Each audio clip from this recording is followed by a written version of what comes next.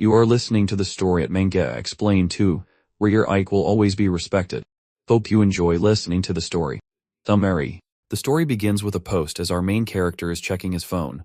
The post features a review from someone who has left negative feedback about his clinic, while claiming that it is filled with infected COVID-19 patients. After reading this post, most commenters express their unwillingness to visit such a contaminated medical clinic. Meanwhile, our hero, who is reading this post and its comments, finds himself sinking into depression over the fact that his clinic business is failing. COVID-19 has broken out just as he opens his clinic, and after 3 years in the medical field, he can't understand the unfairness of fate, that why does this have to happen to him in this way? He is also depressed that people visiting his clinic get infected, and others are leaving negative comments about it. Suddenly he feels a shift in the world around him, as if the sky is beneath his feet. After a moment he goes blank. With that, his journey from a regular Korean doctor to a divine physician in the novel begins. Now his system is developing in a weird way, as it is allowing our guy to power up, unlock skill, and summon creatures if he boosts his HP. For this purpose he has to treat his internal organs. His current HP is 0. With that, he opens his eyes and remembers falling into the Han River. He sees a silhouette in front of him and assumes it must be someone who rescued him, even though he has thousands in debt. But he's still relieved to find himself alive. He finally notices that his surroundings and realizes that he's not in a hospital. It feels like he's on the shooting set of a medieval-era show. Suddenly, a very emotional person startles him. When our guy asks about his identity, the person becomes even more emotional, wondering how he could forget his personal doctor named Garden. Our boy, on the other hand, doesn't understand his current situation and asks Garden to bring him a glass of water. The tumbler Garden hands him a luxury glass embedded with diamonds, which makes him wonder if they're real. While drinking the water, he suddenly notices his reflection in the mirror and realizes with dread that it isn't his face which he's looking at. He remembers that this face belongs to the crown prince named Raquel Adria Magentano, which is a character from The Demon Sword Emperor. That is the novel he was reading the day he went out for a drink. With disbelief at his situation, he thinks he might still be drunk and asks Garden to slap him on the cheek. Horrified at the thought of striking his master, Garden is unable to do it, so our guy slaps himself. The instant he does, he realizes with the excitement of having been given the chance to reincarnate as a crown prince. It means he's left his debt-ridden life behind. With this thought, he starts to rise from his place but promptly collapses. To see him like this, Garden rushes to assist him. Looking at his hand, he realizes that this body is much weaker than a normal 40-year-old's, even though he's a young lad. He realizes with dread that the character he's been given is always bedridden and appears only briefly in the novel. Not only this, he dies at the age of 22. With fear in his heart, he asks Garden about his age, and Garden replies that he's 21. He bites his lip upon hearing this. Before knowing that the character he had been given had that health issue, he was relieved to have left his debt-ridden life behind to enjoy his life as the crown prince. But now, with the dread, he realized that he has only 1 year to live. He thinks about the novel, where the crown prince had died despite receiving the best treatment in the world and the cleric's blessing. Yet nothing worked in his favor, and he still met his end. While looking in the mirror, he concludes that all of this points to one solution. With that thought in mind, he turns to Garden and asks him to bring as many needles as possible, no matter the size. He's decided to treat himself. After making this decision, he finds himself meditating on his bed. He checks his pulse, aiming to understand the nature of his illness. He tries to concentrate on his 10 strange pulses, where the illness might reside. If one of them shows symptoms, there's a chance he's dealing with an internal injury. At this moment, Garden interrupts him, as he brings the needles he had ordered and laying them down before him. After inspecting them, he picks one up. Seeing him warming up the needle, Garden expresses his curiosity about the purpose of the needle. He haughtily replies that he's going to poke his body with it, leaving poor Garden horrified, who is thinking his master is about to harm himself. He pleads with him not to do it. Our boy tries to calm Garden by saying that he's doing this for a good purpose and asks him to have confidence in this matter, to which Garden reluctantly agrees. With that, he takes off his shirt and lies down on his bed. He knows that he needs to pierce the first needle into his most important breathing organ. To do this, he must calm his breathing. Near his shoulder is the point called Tai-in, which is the lung meridian of the hand. He carefully pokes that spot, while feeling a slight pain due to the needle's thickness. Now he focuses on acupoints, starting with the lung, then moving to cloud gate, and finally upper arm assembly. After completing the first set, he opens his eyes. It seems like he's been granted the skill to perform accurate acupuncture. By applying this technique to his body, he's able to recover his lung a little. With that, a ridiculous scene appears as happily dancing lungs give him 2 thumbs up, resulting in a gain of 100 HP, which is equal to 100 power. Our guy is quite baffled to see the screen in front of him as he reads all of this new information. Our boy is quite curious to see the status window in front of him. Seeing his state, poor Garden thinks that he's gone crazy, so he starts to cry again. With an annoyed expression, our prince orders him not to overreact. Ignoring his emotional doctor, he decides to target another acupoint near the shoulder blade. This acupoint is called the Yunmen acupoint, which he performs perfectly, resulting in alleviated feelings in his chest. He then targets several acupoints in his arms, which hurt more than before, but he endures the pain. Seeing him like this, Garden starts to pray to God for the health of his body and mind. Meanwhile, our guy takes the next step and pokes at the Yunji acupoint as well. With this, he stimulates various acupressure points, and his lungs feel like they're being massaged in a massage chair. He is irritated by the ridiculous notions his screen is displaying, as he is wishing that it would give him some HP points instead. Next, he focuses on the cheesy acupoint, which is located on his palm. With that last nail in the coffin, he successfully performs the acupoint treatment for the left lung meridian. Now his lungs take on a human form and perform a tap dance in his head, which is quite irritating for him. He waits patiently for it to end, but it is continuous for a little longer than his liking. Due to this constant tap dancing out of his lungs, the organ responsible for bowel movement also awakens. Now, the said organ, which is the large intestine, appears as a human and starts to party with the lungs. As their tap dance going on, his large intestine synchronizes with the rhythm of the dance. As a result, it gives him 100 HP, and both of the lungs give him 200 HP each. It means now he has 600 HP. With this increase in his HP, he is now able to activate his skill. His screen asks him whether he would like to shop for some skills. To read it, he remembers all of those fantasy novels in which a skill related to being a warrior or mage is given to the protagonist. So he decides to check it out. Contrary to his expectations, the skills he is shown all relate to medicine and treatment. He thinks that all of the tasks he has done in his past life. To see the list, he decides to choose the pulse reading, which helps him diagnose the illness, which is the foundation of all treatment and prescription if done right. For 500 HP, he purchases this skill with the first stage. By acquiring this skill, he is able to roughly diagnose the health condition of his patients. He later gets the report at the basic overall health check report. To see that, he decides to read his pulse over again. He checks his report, then the system informs him that his body is in the worst condition and he has a minimum of 3 months to live. He thinks it is even shorter than that mobile contract. So, he again concentrates on his treatment through acupressure points. He wonders if inserting a needle in a clockwise direction while twirling it using the reinforcing and reducing method will work. He can breathe out during this process while extracting the needles with respiratory supplementation and a draining method. So he performs it and is amazed to see that his life has extended by 1 day with it. He is so excited that he starts to perform it on another hand as well, which results in him bleeding. Unlike last time, his system warns that he has overdone the acupuncture and recommends that he should do once in every 3 days. Now his organs are shown lying on the floor. He concludes that the patients need to be stable to endure the continuous acupuncture treatment. But his body is quite weak to tolerate such treatment. He then analyzes his situation and concludes that even though the acupuncture treatment is working, with his body's weakened state, he is only able to extend his life for 1 month and then die eventually. After contemplating for a while, he decides that he needs medicine to treat his body. For this purpose, he turns to Garden, who is a doctor in this world. He asks for a more potent ingredient, which makes Garden a little hesitant. He inquires whether they have wolfsbane root, but Garden explains that since they are in his palace, they need to acquire these items from the main palace. He says he will do it, but he wants to know what he plans to do with it. Our guy deadpans that he is going to eat it. Upon hearing this, the poor doctor begs him not to do it. He explains to the doctor that he is just doing it for his own treatment. However, Garden remains reluctant. To reassure him, our boy starts to explain the situation. He asks if Garden is already aware that wolfsbane root is a toxic substance, which Garden confirms as it is used in poison. He adds that he needs the daughter root of the wolfsbane, which is much smaller than normal. At that, Garden deadpans that it can cause his heart to stop. In response to this statement, our boy admits that it is true, but insists that he knows the method he is going to use to turn this tonic into medicine. This sounds bizarre to Garden. Our boy continues, saying that this process is called detoxification, which will help him turn this poison into medicine. He asks whether Garden understands now. Garden honestly replies that he doesn't understand a thing, but he decides to give it a go since it might improve his health. While he goes to the pharmacy to get the root, he thinks about how nothing is stopping the deterioration of his master's health. Now he is willing to place his hope in this new treatment. However, he determines to eat it first to ensure that it is safe for his master to take. After getting the root, our boy is able to make a tonic out of it. But Garden seems quite uncertain upon seeing this strange-looking liquid and comments that it is made from a poisonous substance. Then he starts begging him not to take it. Seeing Garden's pitiful behavior, our boy decides to scare him a little, so he offers Garden to try it out first.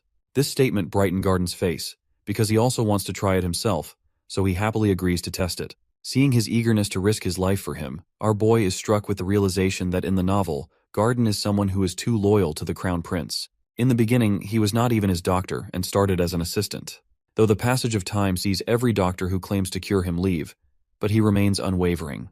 However, he pays the high price of his devotion because in the novel, he is executed after the death of the Crown Prince, accused of causing his death. Looking at him, our boy thinks that he is someone who deserves a good life, but it is another thing to share his tonic with him, which he is not convinced to do. After a while, he finally completes the tonic called Ephedra Aconite Asarum Decoction. Garden is ready to drink it, but our boy stops him, saying that it should be consumed when it is cold.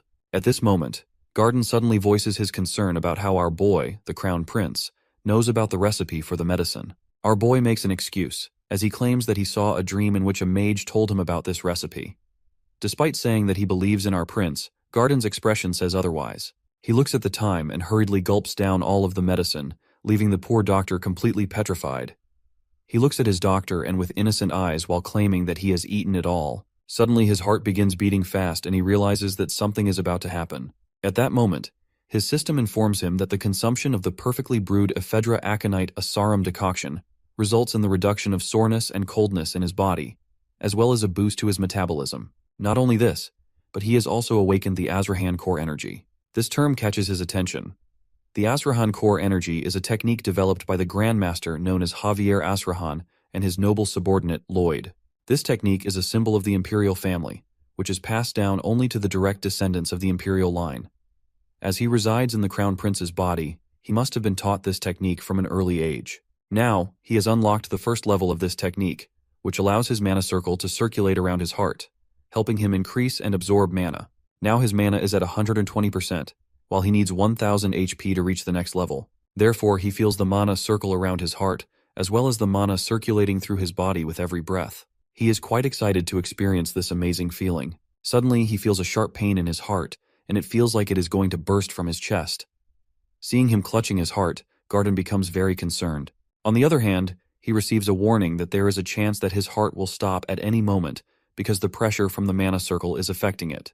When he realizes that his mana circle and the growth of his heart are out of balance, he guesses that the size of the mana circle may be the root of the problem, as it surrounds his heart. He remembers the condition of Rakiel, whose illness prevented him from training his mana circle from a young age. Consequently, the mana circle around his heart is constricting it, which could lead to drastic consequences. So he decides to take another measure, as he needs to increase the size of his mana circle. With that thought in mind, he goes to the realm of his heart and stands in front of the heart and the mana circle that is strangling it. He rushes toward his heart and takes the reins of the circle in his hands, while deciding to increase the speed of its rotation. The pain and pressure of doing this are too much for him to bear, but he remembers the failures of his last life. His clinic was shut down. He not only lost his patients but also started to lose his hair because of the stress from being in debt. Every kind of loan piles up in a way that he is on the verge of selling his beautiful house. With that thought in his mind, he finally does it. With this, he opens his eyes and looks at his doctor, who is quite concerned about him. His system informs him that he has been able to awaken his heart due to the positive stimulation. Afterwards, as a king of the organs, our guy's heart has a very flashy entry and is welcomed by the large intestine while the lungs call him shabby. Seeing them makes our boy feel annoyed, but his irritation vanishes when his system informs him that he is the only person in history to obtain something called the mana circle slot. He doesn't understand the feature but guesses that it must be something like the empty slot in a game. Meanwhile, Garden is still concerned about him and asks about his well-being, as he looked like someone who was suffering from immense pain. He raises the question of whether it is a side effect of the medicine. Our boy makes an excuse that he just choked on phlegm, but Garden doesn't buy it. He insists that our boy was in great pain while complaining that he is the one who is supposed to drink it first. At that, our boy retorts that he will be given poison next time if Garden is that eager to have one. It prompts a protest from his doctor, who doesn't mean it that way. He nonchalantly orders him to clean up the mess on the floor if his doctor doesn't want it. But before going ahead, he turns to his doctor and thanks him, which leaves the doctor totally shocked. He thinks that our hero might go crazy from consuming that poison. Meanwhile, on his way, our guy is more than excited to have something as amazing as mana slots. These slots are basically a place where he can store any material mixed with mana up to 10 liters. He needs to consume that material in order to store it. After meditating, he contemplates experimenting with this technique, but doesn't understand what to store at first. Then he sees the jug of water, and decides to experiment with it. Looking at the water, he recalled a term called as the median lethal dose, used to determine the toxicity of a substance. Consuming 50% of the median lethal dose could either kill a person or cause immense pain. He analyzes this and concludes that there is a chance of 5.4 liters of median lethal dose in the 60 kilos of water. According to his size and weight, it should be around 3.9 liters. So, he scoops up the jug to drink the water, but it's too heavy for him to lift due to his weak body. Anyhow, he drinks it while thinking he has a purpose in storing this in mana slots. He's surprised to feel that he doesn't feel full after drinking 1 liters of water, so he decides to fill his 10-liter slot to experiment further. After filling his slot with 10 liters of water, he discharges 0.1 liter and feels quite full afterward. He concludes that this makes him a human version of that camel that can store water inside itself. Now that he's experimented with the water, he wants to try this slot with tonic soup. However, he has 9.9 liters of water, and his body obviously won't withstand it if he releases all of that water at once. Then he gets an idea and decides to discharge the water with the Azrahan core technique, which helps him absorb, amplify, and discharge mana. Using amplification and discharge of this technique, he aims to release the water outside his body, rather than within.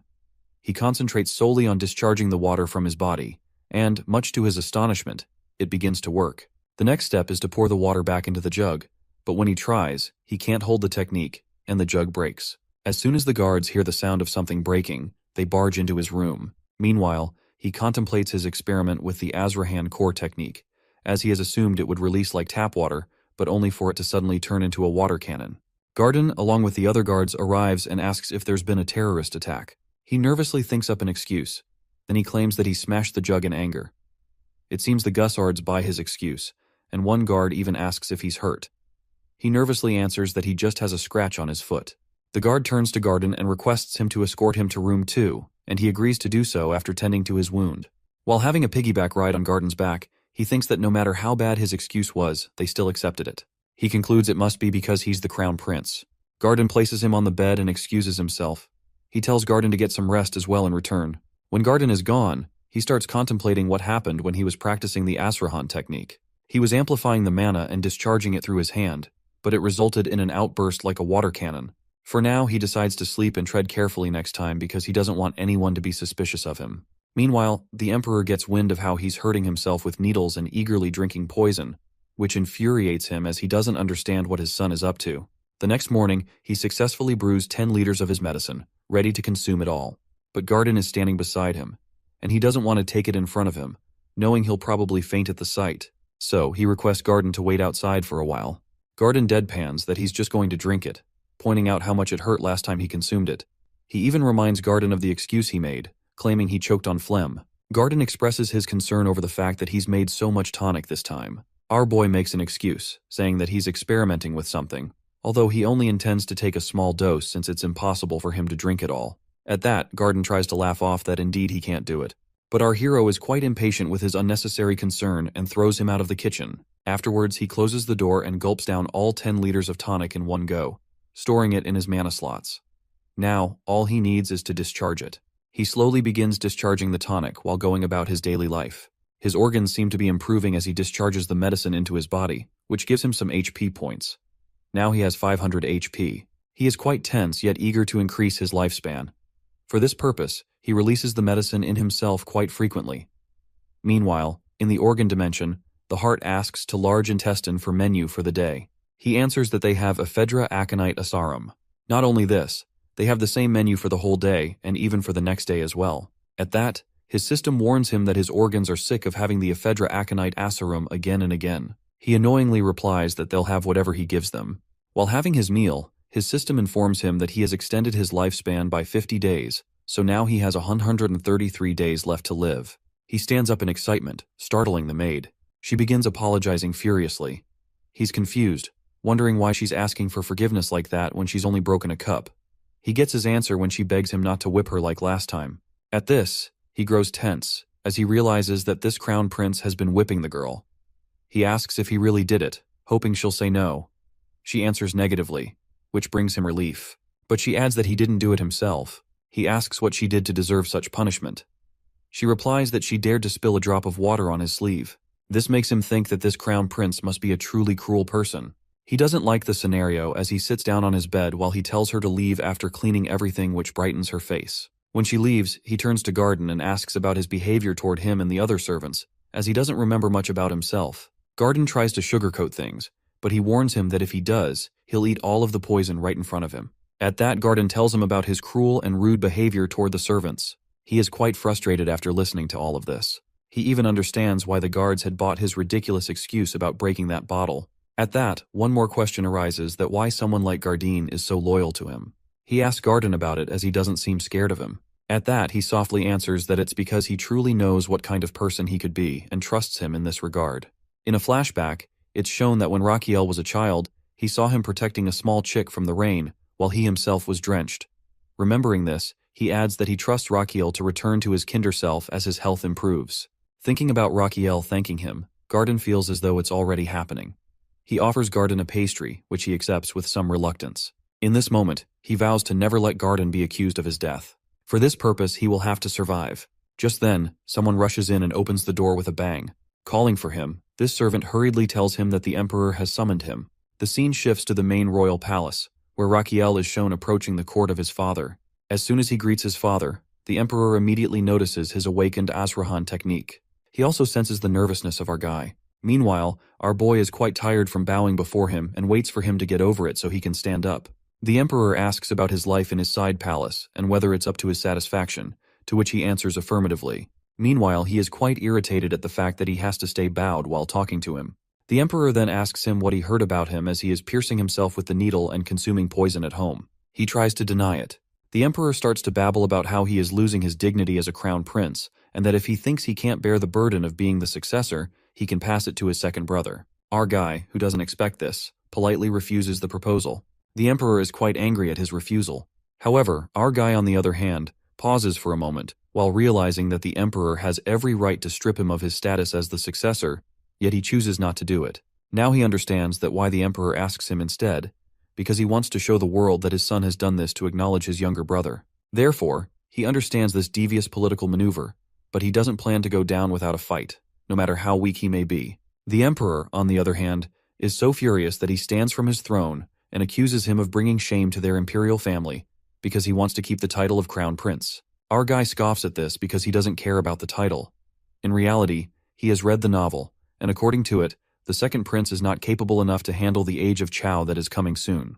Consequently, he will cause the downfall of the imperial family and the empire. So he turns to the Emperor and expresses his thoughts that he doesn't care about his title, but the prosperity of his family. So he proposes to give him a chance to prove that he is better than the second prince. Then the scene shifts to the side palace in which Garden is eager to know the reason behind the Emperor's summoning to him. He explains everything to him while dropping the bomb that he is going to have a sword duel with the second prince, which makes Hugged Doctor pack his stuff so that he will leave after his master defeats him. Meanwhile, the Emperor thinks about Raquiel's words and curiosity about this new side of his son. That's why he accepts his proposal.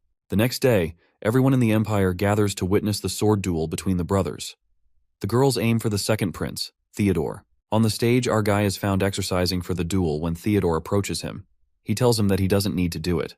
He worriedly says that he doesn't want him to risk his health because he wants to give legitimacy to the throne to his brother, because everyone knows the result of the duel. He adds that he doesn't want his brother to sacrifice himself for this purpose. At that, our guy is ready to start a fight and informs him haughtily that both father and son misunderstand his intentions, because he doesn't have any intention of losing. Before starting the duel, there are murmurs of people about how weird it is for the crown prince to challenge the second prince, because second prince has the upper hand because of Azrahan core in a single circle. They don't think that he stands any chance against the second prince. In a flashback, it is shown that our guy, who is exercising, has Garden standing beside him, who is thinking that this duel is just a joke. Our boy replies that no one expects him to win, so it is good for him as it puts less pressure on him. However, Garden says with uncertainty that he can win. Our guy notices his expression and knows he is lying. Then he tells him that he just needs to block 3 attacks from his brother in order to win the match. In the present time, Garden prays for the safety of his master. The match starts, and the Emperor describes the rules. If our guy is able to defeat or withstand the attacks of his brother for 5 minutes, he will be the winner. Otherwise, the second prince will win the match. Now both brothers stand in front of each other, but Theodore intends to get through this match as soon as possible. As soon as the match starts, everyone is stunned to see the crown prince throw his sword away. They wonder whether he is giving up already. Seeing him do this, Theodore first feels relieved that he doesn't have to fight against his sick brother. But then he remembers that this will bring disgrace to him and his family. So he contemplates whether he should encourage his better to fight a little. But when our guy places the shield in front of him, he understands that the Crown Prince's aim is to withstand his weaker attacks for 5 minutes instead of attacking him. He smirks at that, while thinking that he will end this fight quickly. With this thought in his mind, he gathers the mana in his body and rushes toward his brother. The Emperor analyzes his second son's attack and concludes that his first son won't be able to withstand it. The second prince even tries to attack from above so that his brother won't fall to the ground disgracefully. But to everyone's surprise, our dude dodges the attack. Someone comments that the second prince is kind enough to strike weakly so that his bring can easily dodge it. The second prince attacks him again with full force, which throws him away, but he is still able to stand. Our guy's condition is getting worse as his body weakens, but he is still determined to win the duel, as he has practiced dodging throughout his life as a cop. He now kind of hides behind the shield as the second prince rushes toward him while absorbing the mana better than our guy expected. However, our guy grins at this, as something might be going on in his mind. On the other side, the second prince is also fired up. He builds up his attack, and after leaping into the air, he crashes down right at our boy. But my guy easily absorbs the impact, because he had already trained his lower body for this moment. Not only did he instruct the blacksmith to customize his shield, but he has also stored the concoction in his mana slots for his little brother. His system asks how much he would like to share the discharge of that concoction in his body, and he replies, with 0.2 liter. With that, his brother's mana-filled body is filled with the concoction, and the second prince's face turns red due to extensive drinking, which causes him to hiccup. Theodore is so confused about what is happening to his body. Meanwhile, Raquel thinks back to what he has read in the novel that Theodore is someone who can't stand any kind of alcohol, so he has added many types of alcohol to his slot and released it into his brother's body. Theodore is trying to pull himself up to win against his brother, but he doesn't understand what has gotten inside him. He wants to handle the situation and aim for the recognition of his father, the cheers of the citizens, and the title of Crown Prince. According to him, this is the best course of action for everyone if he becomes the Crown Prince. For this purpose, he has to win. With this thought in mind, he rushes toward his brother, who is stunned to see that he withstood the bomb of cocktail. Then he discharges another 0.1 liter cocktail bomb in his brother. The scene shifts as the second prince finds himself in the realm of his brother's organs, where he is served the drink by Hart, who tells him that he was given the drink by that person. He turns to see that the person is his own brother, who raises his glass to him. Seeing this, Theodore is completely baffled, as he assumes he must be hallucinating. Seeing his brother this drunk and stunned, the Crown Prince decides to help him. He is going to discharge the liquid he has stored in his mana slots at his brother. With this mana, he attacks him with all his might and throws his brother to the floor. Everyone present there is completely stunned by this unexpected turns of event before them. Witnessing the fight between his sons, the Emperor immediately recognizes that Raquel has used the Azrahan core, which he had thought he had mistaken before. He can clearly sense that Azrahan core energy radiating from him, even with hundreds of people around. On the other hand, when Theodore opens his eyes, he finds his brother at his feet. His brother claims he has purified his impure mana. Theodore immediately recognizes it as the Azrahan core and questions how it's possible for his sickly brother to use it.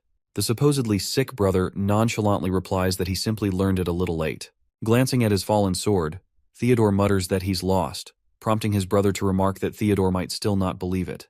Then he notices the blood on his brother's forehead. Our boy explains that he got the injury while shielding himself from his brother's attack. Hearing this, Theodore realizes his own attitude throughout the fight as how overconfident he had been, while assuming victory without acknowledging his brother's efforts. Then our boy gets up and asks about his brother's well-being. His brother misunderstands his words and expresses his feeling of being ashamed. However, Raquel clarifies that he was actually asking about his condition.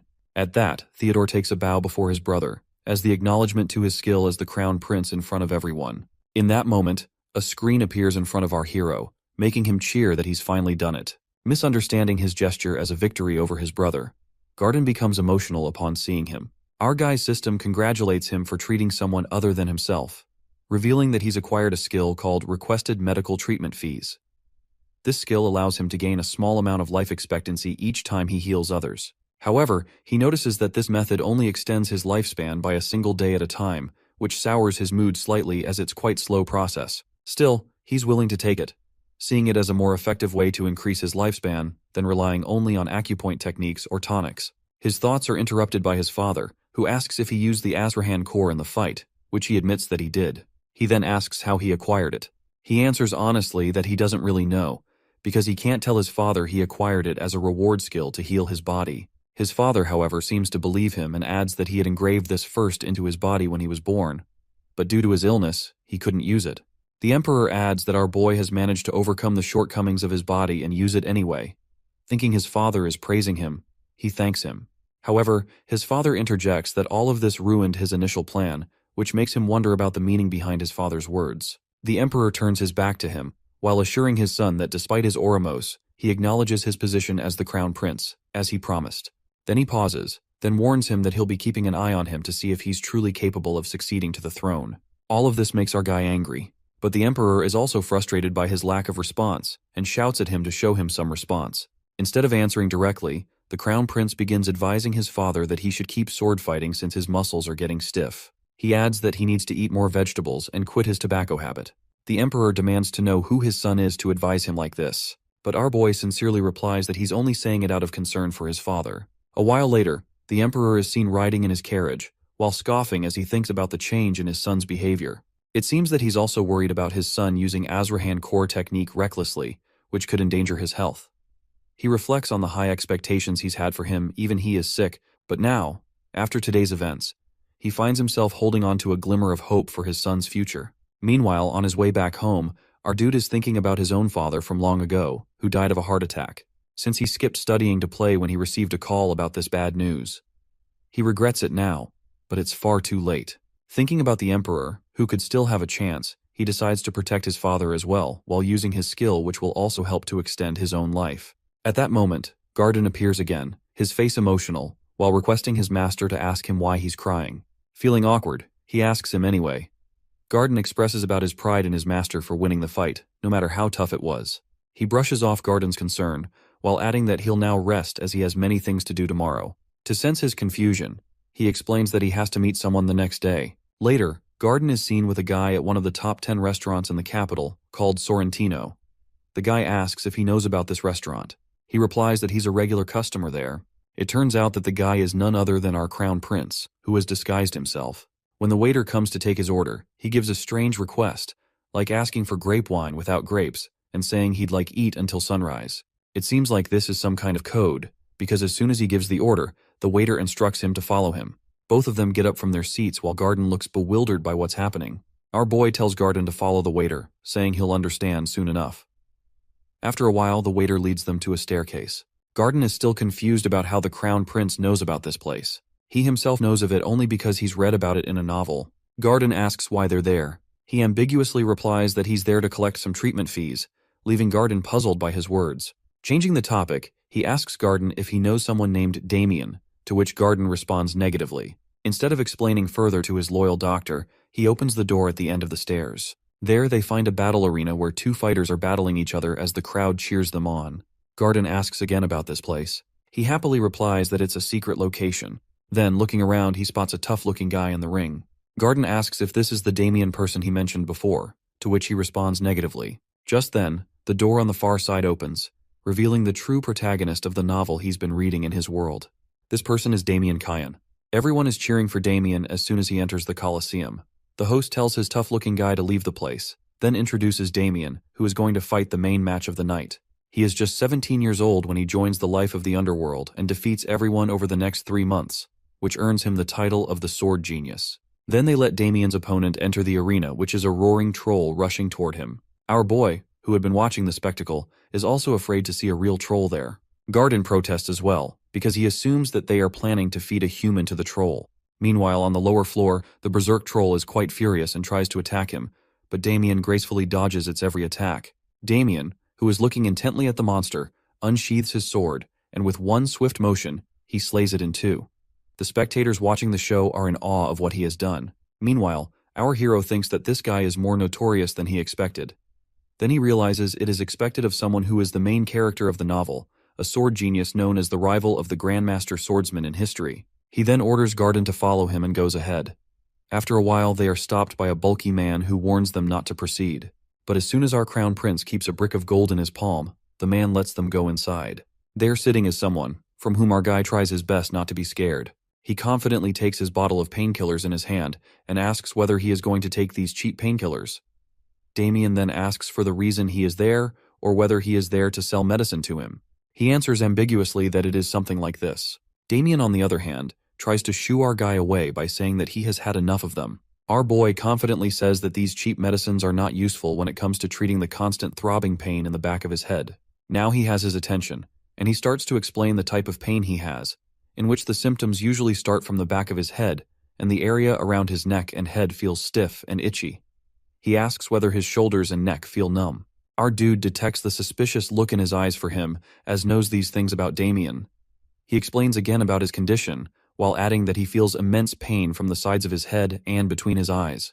Not only this, he feels goosebumps on his body, and his eyes pop out.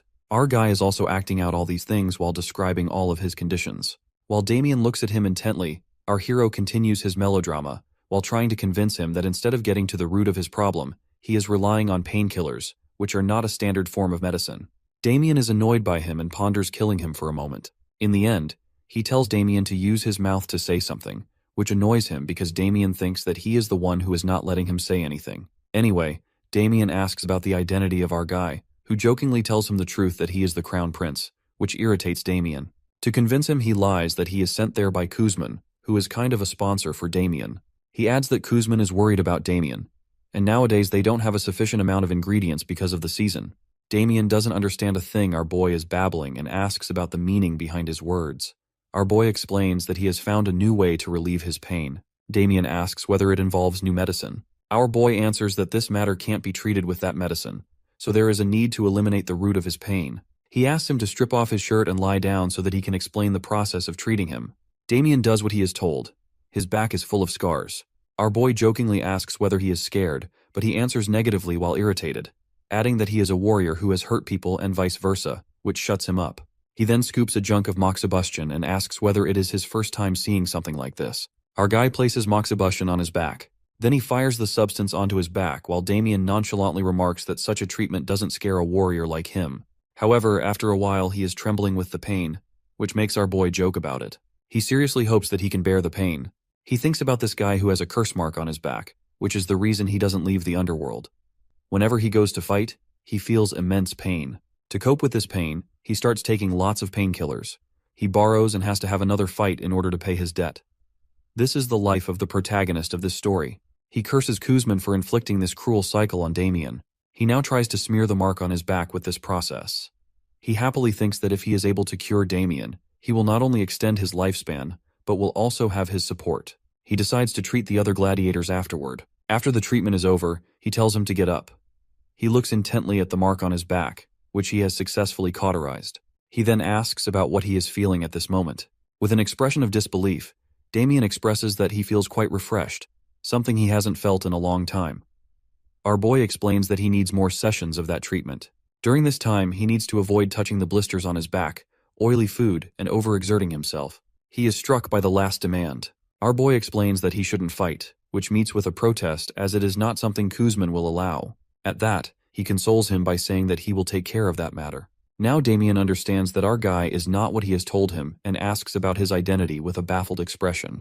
Our boy proudly tells him that he is a crown prince, but Damien doesn't believe him and remarks that he must have a reason for avoiding revealing his identity. Our boy decides to let go of this matter and instructs Damien to do whatever he has told him to do. Besides, he strictly tells him not to go to the Colosseum no matter what is happening there, as it is a safer place for him.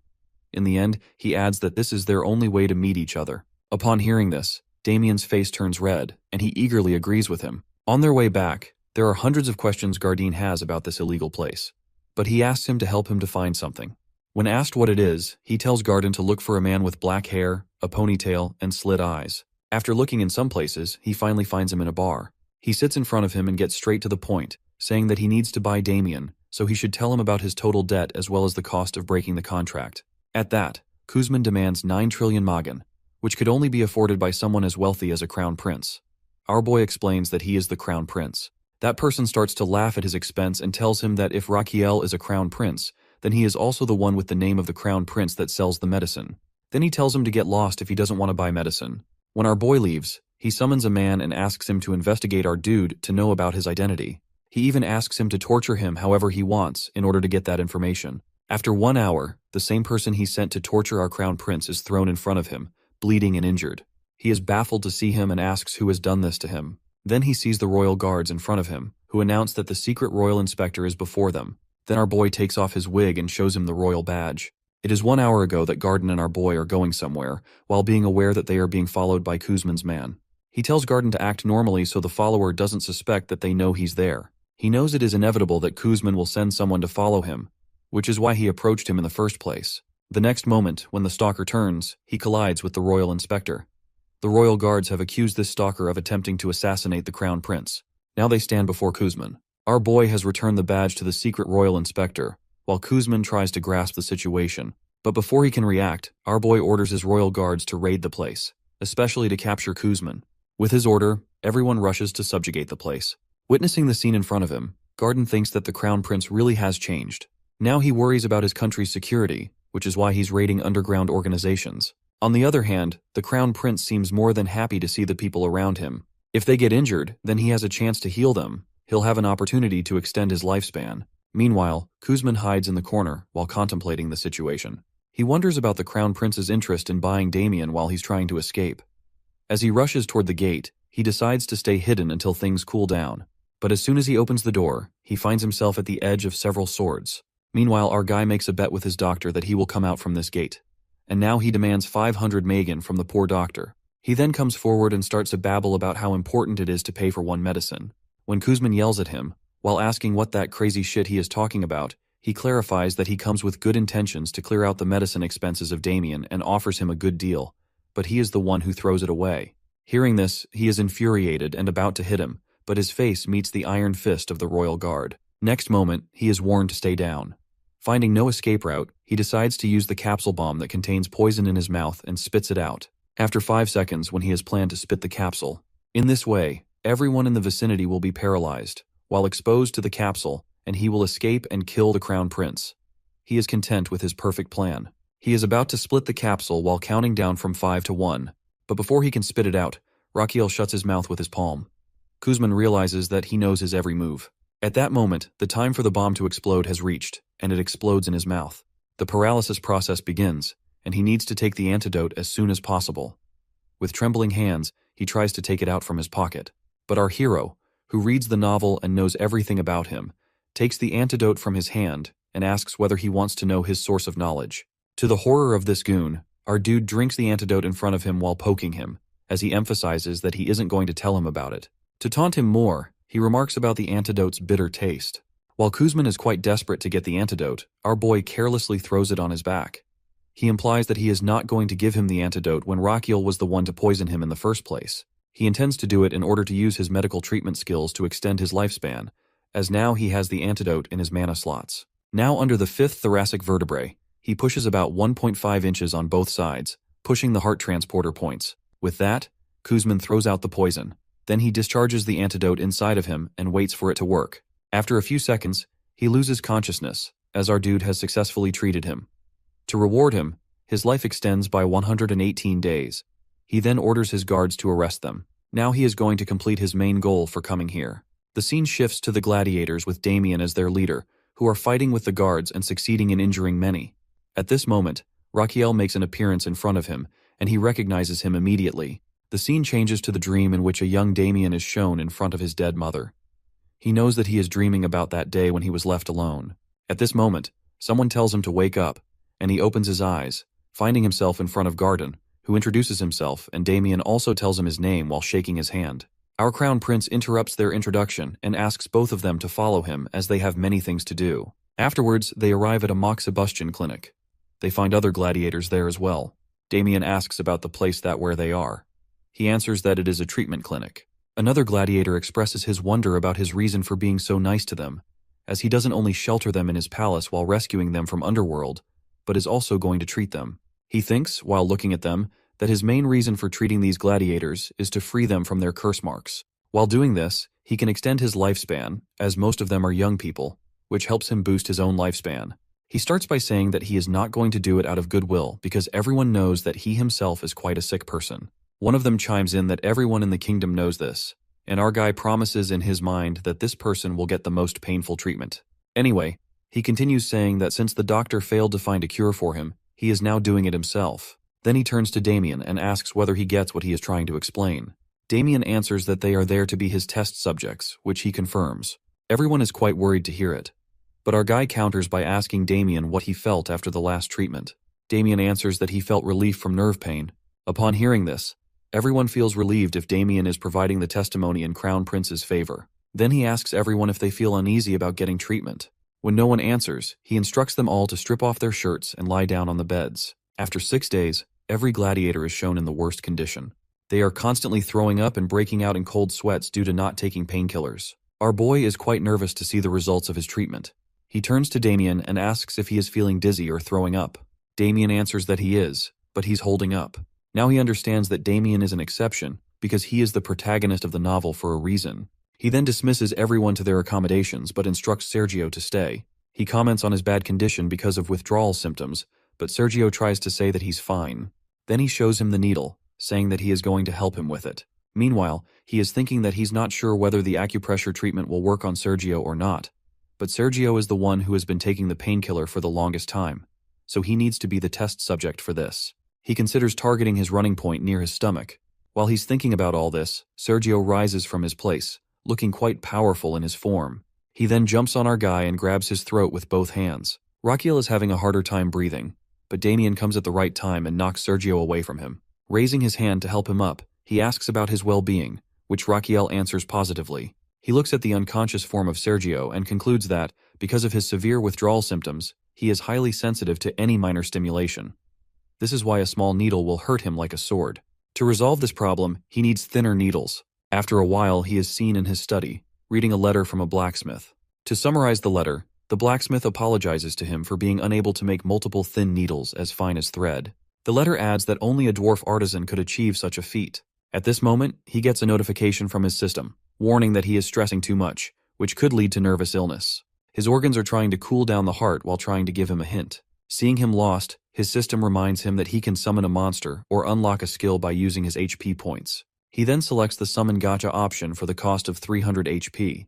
While confirming the purchase, he hopes to get a good summon. His system instructs him to verbalize the qualities he wants his summon to have. He demands a creature that can provide him with many needles of uniform thickness. After recording his request, his system provides him with 3 options with bizarre names like a happy summon that oinks, iron that discharges, and a cactus that discharge. Then his system informs him that one of these summons has a 100% ability to meet his demand, one has 50%, and one has 0%. Upon reading this, he realizes that this summon is a kind of gamble, so he contemplates which summon to choose. After thinking for a while, when he can't decide, his heart frustratingly tells him to choose the cactus, and he agrees. While his system prepares his gift, he pleads to God for the right summon. Then, a very cute porcupine is dropped onto his palm. Now his system is informing him about the qualities of his new summon. He can alter its size by feeding it either red sunflower seeds, which will make it huge, or blue seeds, which will return it to its original tiny size. Its name is Goswem, and it has the skill of producing an infinite number of thorns and attacking its enemies with them. He politely asks his summon for 3 thorns, each of different colors, and it provides them to him. He checks the white and brown ones. The white one has a mild pain effect, so he decides to use it for the gladiators. However, he's a little cautious of the black one, as it has a higher pain level. He doesn't even test it and decides to try it on someone else later. Then he goes to his clinic, warming up the needle. Seeing him, Garden asks about his summon, and he introduces it to him. At that moment, he makes up a story and tells Garden to ask the remaining details from the summon itself, then leaves the place. Garden is quite baffled by this situation, as he recognizes this creature as a summon monster. According to legends, there was a legendary builder around 300 years ago who had summoned monsters as his aid. They are known as very rare and mysterious creatures, and Garden doesn't understand how his master got one. Now he realizes there is something about his master that he doesn't know. Inside the clinic, Sergio apologizes to our guy for the incident yesterday. He shakes off the apology, while telling him that he will now no longer feel the pain, as he has pierced many needles into his body. He is surprised to hear that, because Sergio doesn't seem to feel anything. He then shows him his arm, where he performed the acupressure treatment. Afterwards, he has been performing this treatment on everyone. To get the rewards from treating Damien and the other gladiators, his life expectancy increases by 171 days. Not only that, but he also levels up his skill due to using it on a larger number of people. This information makes him quite happy, as it is clear from his body language. Seeing him so happy, Damien doesn't understand his true motives, as he wonders why the Crown Prince is ecstatic to see them recovered. Now that Raquiel is done with their treatment, he decides to come up with another plan for them. The scene shifts to the Emperor, who is getting a report about his son. He is informed that the Crown Prince has 14 gladiators as his bodyguards, who are now officially recognized as royal guards. He is giving them salaries and other benefits for their work. At that, the Emperor starts to laugh at his son's expense, who should be resting in bed, but instead, he is getting a private squad. However, the next piece of information tenses him, as he is told that the Crown Prince has a habit of inviting every servant and guard to his side and poking them with needles. The Crown Prince is seen playing doctor with the numbers of servants. He asks one of them whether the needles he is piercing into his body hurt, and he gets a negative answer, despite the guard's expressions saying otherwise. Then he announces for a next patient. A few days ago, Damien is seen in front of our Crown Prince, who asks about his feelings during the moxibustion treatment. Damien answers that it still hurts a little. At that, the Crown Prince gives him the good news that he no longer needs the treatment as he is fully cured, which leaves him confused. He then thanks the Crown Prince, but he meets with a protest from the Crown Prince. Raquiel asks him to hear him out first. The Crown Prince has a proposal for him, as he wants Damien's sword skills on his side, because he doesn't want his skills to go to waste. Then, he offers him a position as his bodyguard, with a smart salary and other benefits, instead of relying on emotional things like loyalty and friendship. He knows that Damien will advance in his sword skills and soon reach the Sword Master Syndrome, where someone becomes extra sensitive and endures even more pain than he had experienced before with a curse seal. So, he wants Damien to stay close when that happens. So, he is offering him the job as an excuse to keep him by his side. He adds many other perks to the job contract, but when Damien doesn't respond, he offers a 4-day work week, which prompts a cheer from everyone behind Damien. Upon hearing his job perks, everyone offers to hire them as well, under the pretense that it is their way of repaying their debt by protecting him. He dryly comments that they want to do it because the salary and other benefits come with the job, and they sincerely agree that it is the case.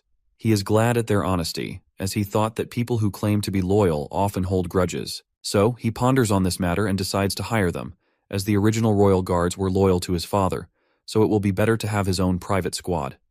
He then gives them the name of SRG, and they are quite happy about it. He turns from them and thinks with a sigh that his lifespan still doesn't last much longer, as he has only 18 days left, besides having a very weak body, which is unable to search for more patients. After a while, he is seen in his study room, where he tells Damien and Garden that he is going to set up a clinic in his palace. At that, Garden startles him by saying that his cause is noble, to start a clinic as he wants to help sick people. He totally agrees with him and tells him that he wants to treat the people living within the side palace because he doesn't think common citizens living outside the palace will feel comfortable visiting it. Garden also agrees with him. So, he explains that he needs this because in this way, the word of mouth will serve as advertising for his clinic, so people will come to his side palace's traditional medicine clinic to receive treatment. Now, in the present, he is frustrated to know that everyone is quite healthy, and after treating 500 people so far, he has only received a 2-day bonus life. With his frustration, he exclaims that he needs a very sick person. Suddenly, he stops as the idea hits him. He orders Garden to collect data about the families of the servants he has in his palace. He is sure there must be some sick person among their families. He is quite frustrated to see that they all seem healthy, as only 10 pages remain. He doesn't have much hope, but he still keeps checking. He is interrupted by Damien, who expresses his disappointment with the Crown Prince. He is baffled to listen to him. Damien asks further whether he sees patients as the tool. Damien adds that he understands that he needs the patients for research, but now it looks like he is searching for someone on their deathbed. At that, Garden tries to defend his master as he must have some plan. However, the Crown Prince corrects his doctor, stating that Damien is right about his assumption. Damien protests, saying that he was rude towards Garden, while Garden tries to defend Crown Prince by saying that Damien is rude to him. Seeing this, the Crown Prince kicks both of them out of his room and checks the remaining 10 pages. One page catches his attention. Someone has written in this questionnaire about an 8-year-old boy whose body starts to tremble and foam at the mouth once or twice a week. The doctor as well as the cleric checked him, but it was of no use. Upon reading it, he is quite happy to finally have found what he was looking for. The next day, he gets to meet the young boy, who is a little scared to see him. He approaches him closely and greets him by telling him to call him Raquiel. He understands that this is George's first time visiting the palace and meeting the Crown Prince, so he needs to make him comfortable. He then shows him a candy, which brightens the boy's face, but instead of getting it, his expression turns sour. The boy tells him that he can't touch the Crown Prince. When asked why, he answers that it's because he is cursed. He adds that this is the reason he is bullied by other children and called weird. Upon listening this, Rikil tries to encourage the kid by saying that it isn't the case. The boy explains that when the kids were teasing him yesterday, he tried to defend himself but lost. Afterward, everything became dark, and he started to tremble, while feeling like someone threw him to the ground. When he woke up, he felt weak. At that, the Crown Prince suddenly hugs him, saying that he is brave for enduring all of this. With tears in his eyes, George supplies that he shouldn't touch him because of the evil spirit residing in him. In that moment, the Crown Prince begins to diagnose him. His system informs him that this person is completely healthy, besides some symptoms of seizures caused by irregular brainwaves. He diagnoses George with epilepsy, but the problem is that he doesn't know the cause behind the irregular brainwaves. He tells George that he is not strange. To sense his disbelief, Rakiel happily tells him that he is the Crown Prince, and he is always right. Now, he is struck with what to do next, as he doesn't know the cause of the irregular brainwaves, and he doesn't have any tools to detect it, like an MRI machine. Suddenly, George calls out to him, and he tenses to see that George is having a seizure. He immediately lays him down, despite the protests of Garden, who wants him to stay away from the boy. Damien also raises his sword. To see their reactions, he shouts at them, while telling them that George is just sick and needs care, as he is in pain right now. He orders them to get him a pillow. Afterwards, he lays George on the pillow, and everyone looks at him. Garden offers to wipe the foam from his mouth. He answers that he is not in his right mind, as George might swallow the hand towel. They can't do anything right now until the seizure is over. Suddenly, he notices mana coming from George. He understands that it's because of his Azrahan core technique, which is sensitive to mana. He then decides to use this technique to detect the cause of the epilepsy. He then searches for the cause inside the flow of mana. He checks the nerves but can't find anything, though he is getting tired. Afterward, he is standing in front of George's heart and rushes to it. Finally, he catches the source of the irregular brain waves, which are happening in the vagus nerve. He then orders his subordinates to bring him a blanket to cover George up. He also instructs them not to wake him. In the process, he, who also overexerted himself during the diagnosis, and falls down. The people around him are worried to see his condition, but he feels relief in having found the cause of George's illness before losing conscious. After a few hours, he wakes up with a heavy head. He assumes that his Azrahan core was activated to its maximum when he was asleep. At this moment, he is startled by Damien's presence, who informs him that he has been sleeping for half a day. He asks about George and is told that George has woken up but is now feeling tired. While getting up from his bed, he thinks about how the diagnosis he performed was successful through his Azrahan core. Now he can start George's treatment by stimulating the vagus nerve. As he is putting on his coat, Damien asks with surprise where he is going in the middle of the night. He answers with a maniacal expression that he is going to be struck by lightning. After a while, he, along with Damien, is seen in front of the main palace. The guards are shocked to see him there. He asks the guards to escort them to Sir Xanatis's room. They head ahead to reach Sir Xanatis's room, who is the palace mage. He is astonished to see them there in the middle of the night and asks about their purpose to be there. The Crown Prince then playfully asks the mage to strike his back with lightning magic, which leaves the poor mage totally baffled. The mage remembers yesterday when he had visited the Emperor, who was telling him how the Crown Prince has been acting differently and strangely in recent days. He says, while smiling, that he is worried about what his son might do next. Seeing his expression, the mage thinks with annoyance that the Emperor has also become a fool when it comes to his son. In the present time, the boy is shaking the annoying mage furiously while asking him to hit him with lightning. The mage thinks about how crazy the Crown Prince has become. He protests to the prince that he can't do it, as it might kill him, which would make him accountable for his death. The Crown Prince explains that he doesn't need to go that far. He just needs a bit of electric stimulation for 3 hours. The mage is equally annoyed by this new demand. Lightning magic has destructive capabilities, but the prince wants him to minimize it and maintain control it for 3 hours, which requires precise control. He asks the prince if he has any idea that his request is quite difficult. The Crown Prince answers that he totally understands, which is why he came to him, because no one else could achieve such a feat besides him. Hearing this compliment, the mage is half ready to fulfill his demand, but he's still hesitant, wondering what if he hurts him. The Crown Prince consoles him by saying that he guarantees if something happens to him, Mage won't be accountable for his death, while pointing to the guards who will witness it. He further explains that he is doing this to save someone. The mage then agrees to his demand and asks when they can start. The Crown Prince replies that they need to do it now.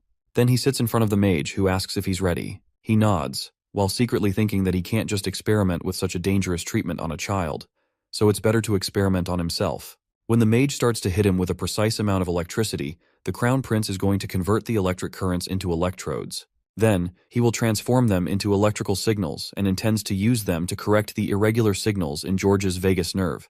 In the end, he will control those signals. While analyzing his plan, he is in awe of Azrahan core technique, which makes it possible for him to be successful in one try.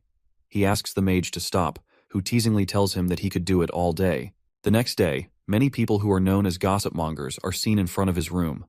One of them opens the door, and now everyone is standing in front of George and his doctor, the Crown Prince. Rakiel shows George a needle and honestly tells him that it's going to hurt a little, as it is a medical procedure. He then reassures him that it won't hurt much, since he already pierced one needle into his neck, and George didn't even realize it.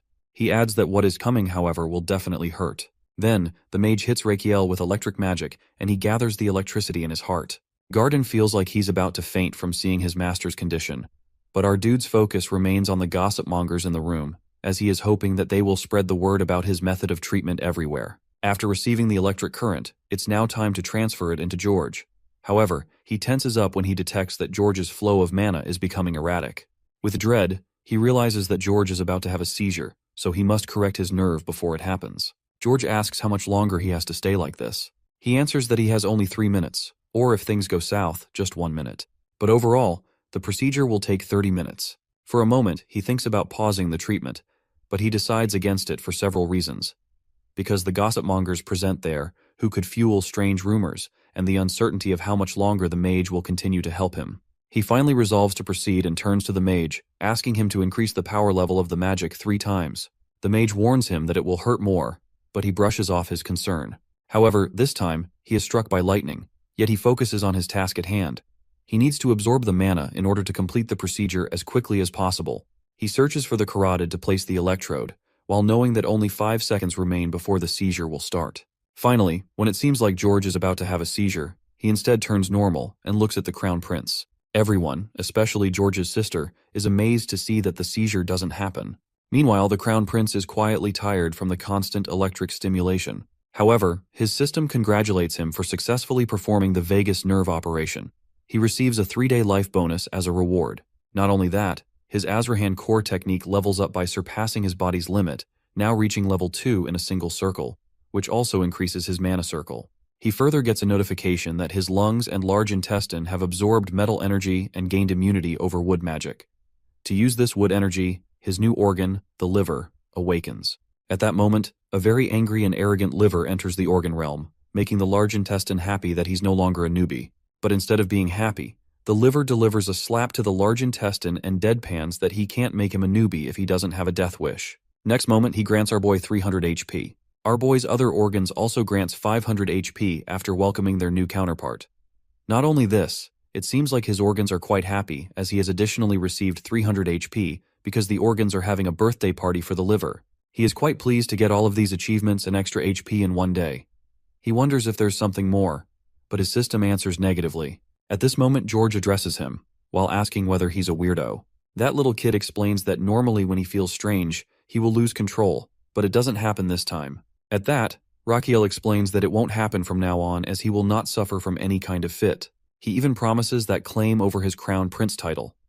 Listening to all of this, George's sister standing in the crowd becomes quite emotional. George turns to her and hugs her lovingly. Rakiel tells everyone that it was a successful operation, which makes them emotional too. He hopes that these people will spread the news of George's treatment everywhere, so soon he will face a swarm of patients, which will result in bonus life. Suddenly, his vision blurs and he loses consciousness because of the stress his body has gone through. At night, he regains consciousness and sees Garden, Palace Mage, and Damien standing in front of him. He jokingly asks whether they don't have any work to do besides watching him sleep. Garden states with a sad expression that this is the case with him because Rakiel has been sleeping for 2 days, which leaves him baffled. The mage also interrupts, while accusing him of intending to execute him. He further asks, with a horrified expression, that how he's going to explain to the Emperor about the Crown Prince's condition, which happened because of the lightning magic he used on him. Our dude nervously apologizes to all of them. Then, he asks about George, and at that moment, George appears in his room. He explains that he nags Garden to allow him here. Then he gives him a handmade wooden locket. Seeing his effort, our guy feels a little ashamed because he didn't help George out of goodwill, but to extend his own life. He tries to say something, but George interrupts, claiming that he wants to help others just like Rakiel. This statement leaves him totally stunned. He then compliments his necklace and states that seeing George healthy is the greatest reward for him. Then he dismisses everyone, saying that he wants to rest a little more. So everyone leaves the room while George bids him goodbye. When everyone leaves, he looks at the necklace with annoyance, while wondering who would want to wear something so plain. However, as he sleeps, as if mocking his own statement, he finds himself wearing it. The scene shifts to the house of a commoner. A mother asks her son about his reason for being there as he should be at work. The boy enters, while greeting his parents, and tells them that he is on special leave from the Crown Prince. It seems like he is part of a group of gossip mongers, and the Crown Prince has given him leave to spread news about his strange method of treatment. Afterwards, the boy informs his parents about how he and others are given a special 5-day leave. He also mentions that the Crown Prince doing strange things, like wanting to treat people. Then, he shows them the paper. It is a kind of pamphlet in which the Crown Prince announces the opening of his medicine clinic in his side palace and offers all kinds of treatment for free. Meanwhile, in his palace, our boy is excited to see the result of the rumor. Garden interrupts him, saying that it's time to go. On their way, Garden comments that he wakes up early today. He replies that it's because it's his first day at the clinic. Garden informs him that he has stocked all the medicine, including licorice, which is difficult to procure. At that, our guy praises him while adding that he needs licorice for many things, so he instructs him to stock as much as possible. Garden nods while expressing his wonder about where the Crown Prince learned things like making potions and acupressure treatment. He adds that he wants to know because he is also a doctor. In the end, he expresses that he has sacrificed many sleepless nights researching the basis of the methods the Crown Prince is using, but he hasn't found any clues, which upsets him. As a doctor, Raquiel also understands Garden's frustration over not knowing these new things. He then reveals that he is from another world, where he ran a traditional medicine clinic, which is why he knows everything. But Garden doesn't believe him and insists him to tell the truth. Raquiel insists he's telling the truth and asks why Garden is so persistent in knowing the truth. Garden answers with determination that he wants the satisfaction of becoming a better doctor, like Raquiel. In response, our boy tells him that he is already doing it and orders him to go ahead. As Garden walks away, Raquiel reflects that Garden is the reason he has come this far. Then his thoughts shift to his medical clinic, and he prays there will be lots of patients. He worries that the stress will cause him PTSD. He opens the door, ready to welcome the patients with a cheer. At first he pales seeing no patient in the hall, but then Garden points out for him to look below, and he is shocked to see tons of people standing outside, trying to make their way in. After a while, he's diagnosing a patient when his servant asks about his work. He instructs him to check on the other patients to see if they need help. Next, he turns to the maid, who isn't preparing the medicine correctly. He knows the nursing system is not up to par and that it will take time to settle down. After seeing several patients, he gains enough experience to level up his pulse reading skill. Now he can not only assess the overall health of a patient, but also detect symptoms related to the internal organs. In this way, his internal organs are going to help him detect any problems with the organs of the patient by consulting the patient's organs.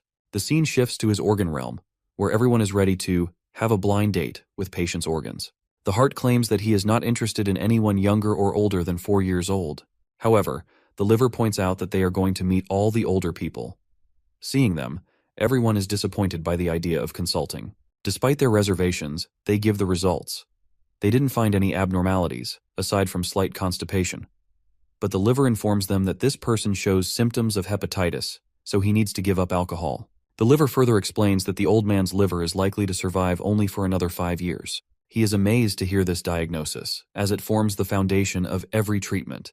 Determined, he now decides to awaken the other organs as well. Turning to his patient, he informs him about his liver's condition and prescribes medicine for 10 days. At the end, he deadpans that the man should stop drinking, as he's likely to die in 5 years if he doesn't. Then, he orders the patient to quit alcohol as the Crown Prince, or he'll be thrown into jail. The man is completely petrified upon hearing this. Afterwards, he dismisses all the non-critical patients, sending them home. Then, the servants turn to him, while showering him with praise and apologizing for the mistakes they've made. He nervously encourages them, while acknowledging their hard work. Meanwhile, he is thinking about establishing a proper nursing system, as it will be necessary if they admit more patients. He wishes his nurses from the modern world were here to help. At this moment, Garden bursts through the door urgently and tells him that there is a patient who needs immediate care. The son of the family pleads with him to save his mother. After laying her down on the bed, he asks the son about her condition. The son replies that she's had a fever since the afternoon, and her condition has worsened since then. After checking her veins, he is horrified, as he realizes that she might be suffering from the illness that killed 40,000 soldiers of Napoleon's army. With dread, he recognizes her condition as epidemic typhus fever, which is an acute febrile illness caused by Rickettsia bacteria infection. He hesitates for a moment to accept it, but the liver informs him that it has indeed seen Rickettsia bacteria in her blood. He gulps upon hearing this and asks the patient's son about the last time she took a bath. The son replies that she took a bath yesterday. He then asks about her bedding condition. The son answers that she is a tidy and clean person. After finding no clues there, he asks whether she had been anywhere where she might have encountered lice or fleas. The son then answers that she had slept on a farmer couple's bed when her carriage broke down on her way back home 15 days ago. To analyze her situation, he concludes that she must have epidemic typhus fever. He then informs her son about her condition, while explaining that she is infected by lice. Seeing her age and temperature, he concludes that she might have pneumonia, or could suffer from central nervous system damage, or might develop necrotic body parts. He then instructs the maids to clean the patient with warm water and change her into patient clothes. He orders them to burn her clothes and bedding, take a bath themselves, and burn their own clothes as well afterwards. He even threatens to fire and punish anyone who disobeys his orders. He then orders her son to inform about her condition to their family. Later, he stands in the kitchen, where he has made a kudzu root tonic soup, which is a type of fever painkiller, for his patient. He then gives her the first dose of the soup. 3 days pass, and they care for her continuously, but unfortunately, her condition does not improve due to the persistent high fever. He now understands that the soup dose is not enough for her condition. She needs a balance of yin and yang, as her yin energy has been drained.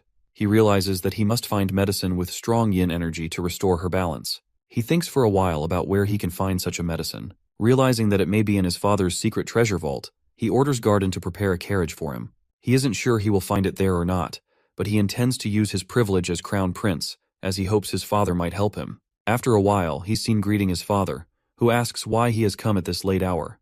He requests permission to enter the secret palace vault. Sensing his father's confusion, he reveals the condition of his current patient, who is severely ill. His father questions how this is related to his request to visit the vault. He explains that he is searching for a medicine to cure her, and might find something there. In response, his father expresses disbelief, because he suspects that he's making an excuse to access the vault for his own gain. Meanwhile, his father seems amused by his son's predicament, a fact our crown prince notices, and finds it quite annoying, given his father's antics. He tries to reason with his father, while insisting that he doesn't have time to prolong this matter. However, his father remains unconvinced by his outburst, believing that since he didn't receive a proper education, he shouldn't suddenly be treating people. His father asks him to prove that his diagnosis is correct. At this, our boy asks whether he wants to test him, which the emperor affirms. He then orders our boy to diagnose the condition of Royal Knight Captain Roberto, who is recently ill. If his diagnosis will be correct, he will grant him access to the vault. He checks the captain's pulse while his father, who is quite arrogant, assumes that he won't be able to determine his condition, as only he, the captain, and the captain's wife know about it. After a few seconds, our boy announces that the captain has partial baldness, which shocks both the captain and the emperor. The emperor points out the captain's full and shiny hair. This prompts our hero to remove the captain's wig in response. This leaves the captain in a state as if he is about to break down. Then our hero turns to Damien and orders him to proceed. On their way to the vault, Damien remarks on his harsh move to remove the captain's wig. He carelessly replies that he'll treat him next time. During their discussion, they finally reach the vault. The guards hand him the secret pass to enter the vault. He asks what happens to someone who doesn't have this. The guard explains that it activates the attack magic within the vault and will also track his time inside. If he exceeds the allowed time, he will be killed. Finally, he tells him he is allowed inside the vault only until daylight. Shocked to hear this, he realizes that they have only a few hours, so he rushes toward the vault, only to stop as the guard who informs him that he's headed toward the intermediate area. Annoyed that his plan didn't work at all, he remembers that his father has only granted him access to the basic area, where he can take only one item. Frustrated, he complains that his father tricked him, while not mentioning the level restrictions when he tested him.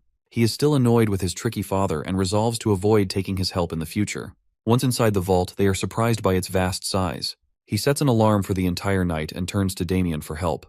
Damien asks how they can locate what they need. He replies that they're looking for anything with ice properties. Once Damien finds anything related, he should write down the location so he can check it out later.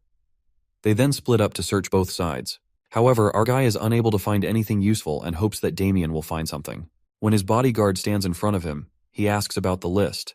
Then Damien hands him the list, which he realizes he can't read. So, Damien leads him to the location of the shield which he found. This is the only thing in the vault with ice properties. He looks at the description of the shield, which is a basic item. When infused with mana, it can manifest an ice shield. It looks more like a buzzer to order coffee, but his eyes stay glued to the description, which details how it manifests an ice shield when infused with mana. With that, he begins to infuse his mana into it to test it. It starts buzzing with his mana, and he's careful not to infuse too much, knowing that it has a limit for manifesting mana to deploy the shield. Then he infuses his mana into it again, this time more carefully, like he perfectly set the shower temperature in his previous life. He starts to feel a chill, and finally, an ice shield forms in front of him. He happily turns to his bodyguard and tells him that he'll need his help later. Now they need to go to his bonus HP, in other words, his patient. The next moment, the guards see him coming out of the vault with his bodyguard, and notice the sword at Damien's belt. One guard asks if they chose that sword, but they're interrupted by the crown prince, draped in numerous jewels and a velvet cape worthy of an emperor. When the guard looks at him, he annoyingly informs our dude that he's supposed to be free of all these embellishments. Later, inside the side palace, Garden wakes up from his sleep due to some noise and sees that Damien and the crown prince have returned. Seeing them together, he feels pleased, while believing that Damien is capable enough to protect Raquiel and that Raquiel has also found a friend in him. With this thought, he makes some tea and brings it downstairs for them. However, he spills the tea as soon as he sees Raquiel activating his shield while Damien attacks him with his sword. He exclaims that it's an act of treason. Let's go back a few minutes, when the crown prince told Damien he needed his help with something. Damien, who was truly impressed by the crown prince's passion to treat people, was ready to obey any of his orders. But as soon as the crown prince asked him to hit Raquiel with his sword until the ice shield breaks, his expression shifts to annoyance. It was the same argument Garden had seen from his room but didn't fully listen to. Damien protests, while asking if the crown prince really wants to label him a traitor. But the crown prince explains that he needs him to strike him with the sword so that the shield will break, and he can use the residue left from the strike in the medicine for his patient. At that, Damien suggests putting the shield on the ground so that he can strike it more easily. The crown prince explains that it's impossible because he needs to constantly infuse mana to maintain the shield. Damien then concludes that the crown prince needs him to break the shield without harming him. Being a smart person, Damien demands a bonus for each strike he lands, while explaining that what the crown prince is asking him to do will mark him as a traitor, and he can't do it without compensation. Raquiel snobbishly asks whether Damien wants payment for hitting him. Damien politely responds that he truly respects the crown prince for all he's doing for everyone, but this is a different matter, and he wants to be paid. Our dude really understands his demand, as he knows that Damien has faced many financial crises that led to his misery, so it's understandable for him to ask for something in return. Raquiel then hugs Damien while happily saying that he's just as he read about him, which makes Damien's expression sour. With that, he opens the shield and tells him that Damien will be granted a day's salary with each strike. Damien expresses his hope that he will get paid on time while striking him with his sword. On the other hand, to witness that scene in front of him, our poor Garden has lost consciousness. After the first strike, Damien tells him that he is going to increase the strength of his attack, as his current power might not be enough to break the shield. Damien stops his strike to see the crown prince, who looks like he's in great pain. Damien reminds him that he hasn't attacked yet, but the shield isn't broken by his strike. Damien asks whether he needs to increase his strength. However, our boy accuses him that he is increasing his bonus amount by striking with a weak strike. It fires up his bodyguard, and this time, he finally breaks the shield. As soon as he sees that, our hero starts dancing like crazy at the prospect of more bonus life. When he turns to enter the palace, he finds the faint form of Garden, and wonders why he is sleeping there. After a while, he is seen making a typical kudzu root tonic soup, in which he has also added fragments of the ice shield. Then, he decides to store some in his mana slots. His system informs him that he has gained a new skill called Tonic Concoction. With this skill, not only will the tonic he makes be 10% more effective, but he can also analyze its effectiveness, toxicity, and other side effects. When he places the tonic, his system asks if he wants to utilize his skill to analyze it, which he agrees to do. The system then reads the description, while informing him that the tonic can restore water energy and reduce fever, with other cautionary instructions on its use. He is quite happy to read this, as it means he no longer needs to experiment the medicine on himself. Upon analyzing that it can recover water energy, he is sure it will aid in the recovery of Madame Dinrior. With this determination, he brings the soup to her room. He asks about her well-being from her son, who answers disappointedly that she hasn't recovered a bit. Seeing her energy further depleted, he hopes this soup will work. He coaxed her into taking the tonic, though she complained that it was a bit bitter. He explained that bitterness often comes with effective medicine. He then took care of her for the next 10 days. Everyone was astonished to see him feeding the patient and taking care of her by himself. That earned him much respect from his subordinates. Meanwhile, he fought through his own fatigue, wanting to survive just a little longer to earn that bonus life since he was almost there. With that, his system congratulated him, informing him that he had finally cured his patient's epidemic typhus fever. Thanks to his great effort and the respect he earned from his subordinates, his medical treatment skills leveled up, now increasing his effectiveness by 1.5 times. Along with his patient's recovery, he also gained a life expectancy of 146 days and 8 days of bonus life. Upon realizing that he could earn rewards this way, our boy impishly considers creating a false image of himself, one that would earn him praise and respect from those around him. This, in turn, would bring him even more bonus life. The scene shifts to the carriage moving through the woods, with our hero riding inside. He is thinking about getting professional nurses, as he's managed things so far, but he can't keep going much longer without their help. After a while, Madame Dinrior and her son get down from the carriage. Madame thanks him for the ride, as he has also cured her. She expresses uncertainty about how to repay him. He smiles, while thinking about the bonus life he's gained, and answers politely that seeing her healthy is more than enough reward for him. This statement makes her quite emotional, moved by his kindness. They say their goodbyes and are about to leave. It seems, though, that our guy has another plan, as he stops her son and invites him into the carriage, saying he needs to talk to him. The son of Madame Dinrior is a little uncertain about whether they can talk like this, as he is sitting with his backs to the crown prince. But the prince shakes it off. The son waited for him to describe his purpose, but Raquel didn't say anything for a while. Suddenly, our dude starts to complain about how sore his body is and how much sleep he has sacrificed while taking care of his mother. Hearing all this, Dinrior wants to compensate him for treating his mother. Our sly hero, however, tells him that he can't accept anything from a patient, as it would ruin his reputation. But the son insists, while saying that he truly wants to do something in return. Hearing this, our hero is more than happy to accept his help, as the son technically isn't his patient, so he can take help from him. He then asks him to assist with something, revealing that Dinrior is an artist.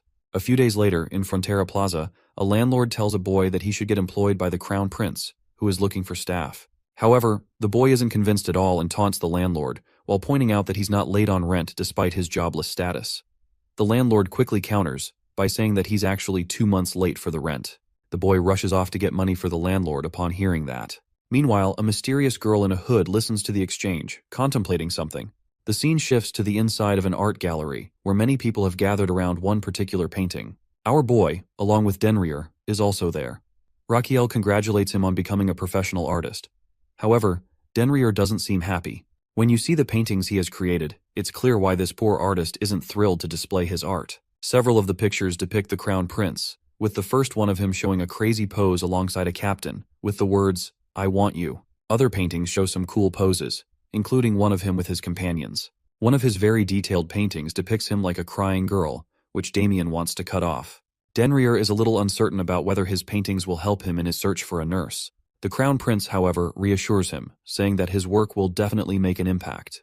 He shows Dinrior his own painting, in which Raquel is portrayed surrounded by many strong-looking nurses, with a captain in the corner, labeled with the words, "Show me Ganho."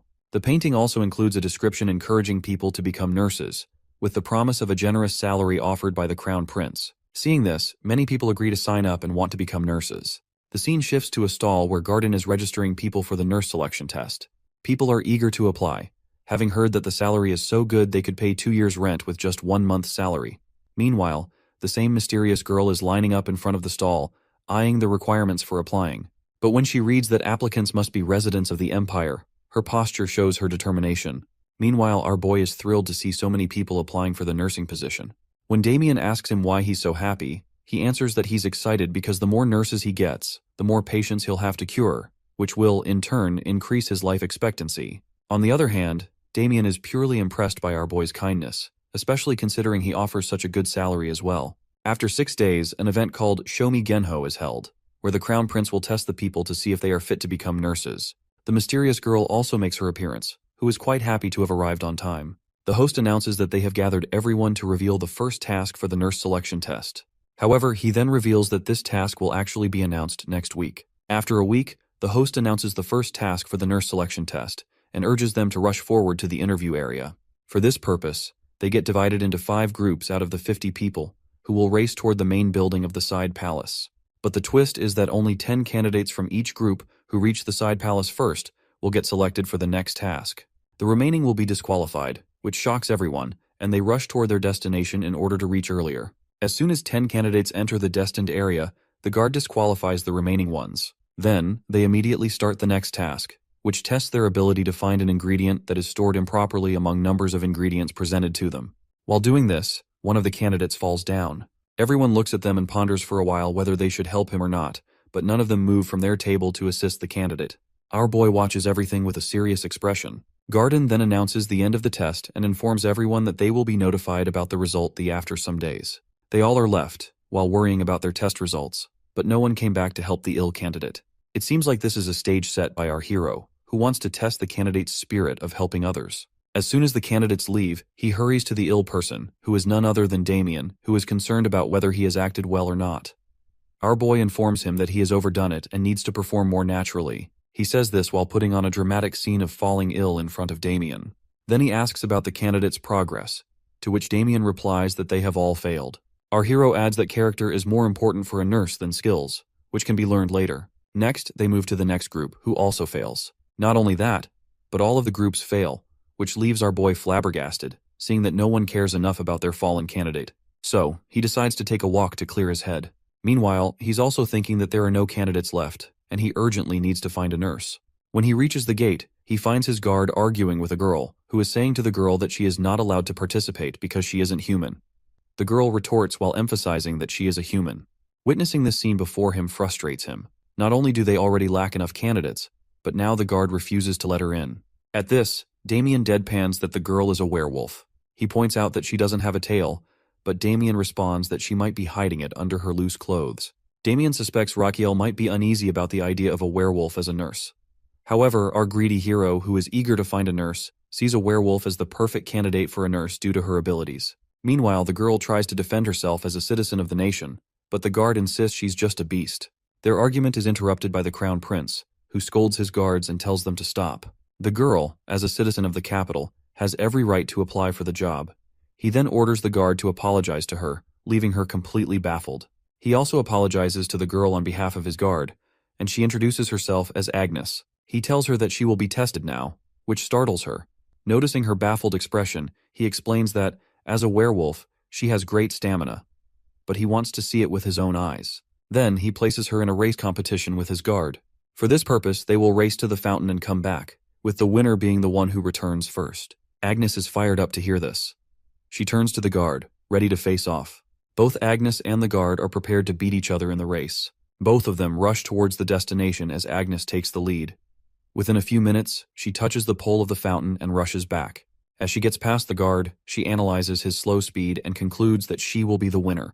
The guard, who is already nervous, sprains his ankle and falls down. She notices his fall and wonders whether he has dislocated his shoulder. But she tries to keep going as she wants to be the winner. However, she can't and turns back to the guard, relocating his shoulder, which prompts a shriek from him. While she is doing this, our boy congratulates her because she is hired. Then he gives her the necklace made by George. Afterwards, they sit inside, and the crown prince shows her the hiring contract.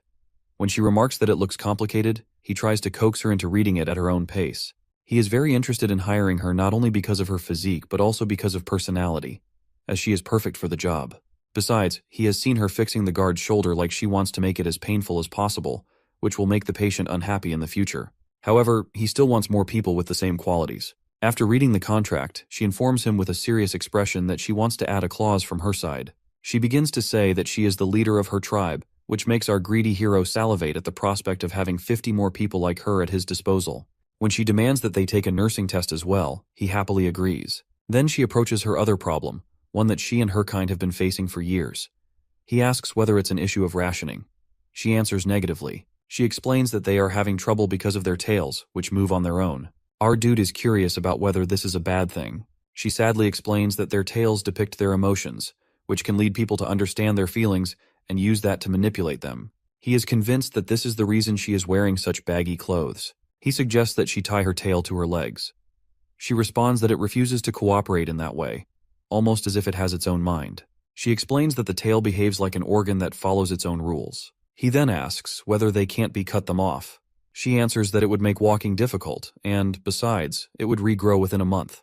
At first, he tries to let go of the matter, but soon he realizes with dread that she wants him to resolve this issue if he wants to hire her and her tribesmen. After that realization, he feels like pulling his hair out in frustration, as he has no idea how to solve this problem. He offers Agnes to be their society's guardian. When she asks for an explanation, he explains that he can provide them with security by using his position. But she rejects this idea, as it might worsen their condition if something happens to him or if he backs out from his promise. In this way, it's just a temporary solution. He asks if she wants something to solve the basic problem with their tails. She affirms, while asking whether he is going to help them. He answers frankly that he doesn't have much choice, but he doesn't have any idea yet, so he will start searching for one. Upon hearing this, she assumes that he must be an honest person since he doesn't make any false guarantees. Then she tries to excuse herself, but he offers her to stay at his palace. As soon as she leaves, he again yells in frustration, not wanting to lose talent like that of werewolves. Later, he is found in the library, looking exhausted but still hasn't found anything. He's interrupted by a loud yell from Garden, which scares the life out of him. He complains to Garden, who always startles him like this. When asked, Garden tells him not to stress further because he could get sick from it. He retorts that he's getting sick because Garden always startles him, nearly giving him a heart attack. At that, he first refuses our guy's claim, but then changes his tactic, as he is telling him that he'll soon get wrinkles if he keeps frowning. Our boy smiles softly at his doctor's antics because he knows he's doing this to help him feel better. He nonchalantly remarks that if he gets wrinkles, he'll just get Botox treatment. To Garden's confusion, he starts to explain what Botox is, but then stops with the realization that Botox could be his solution. Botulinum toxin is a highly potent poison used to paralyze. To test this, he decides to use a local poison to paralyze the tails of the werewolf, and for this purpose, he's going to use Kuzman poison. He then orders Garden to bring Kuzman poison to Agnes's room as he's heading there. Once they're inside her room, he informs her that he has somehow found a solution to her problem.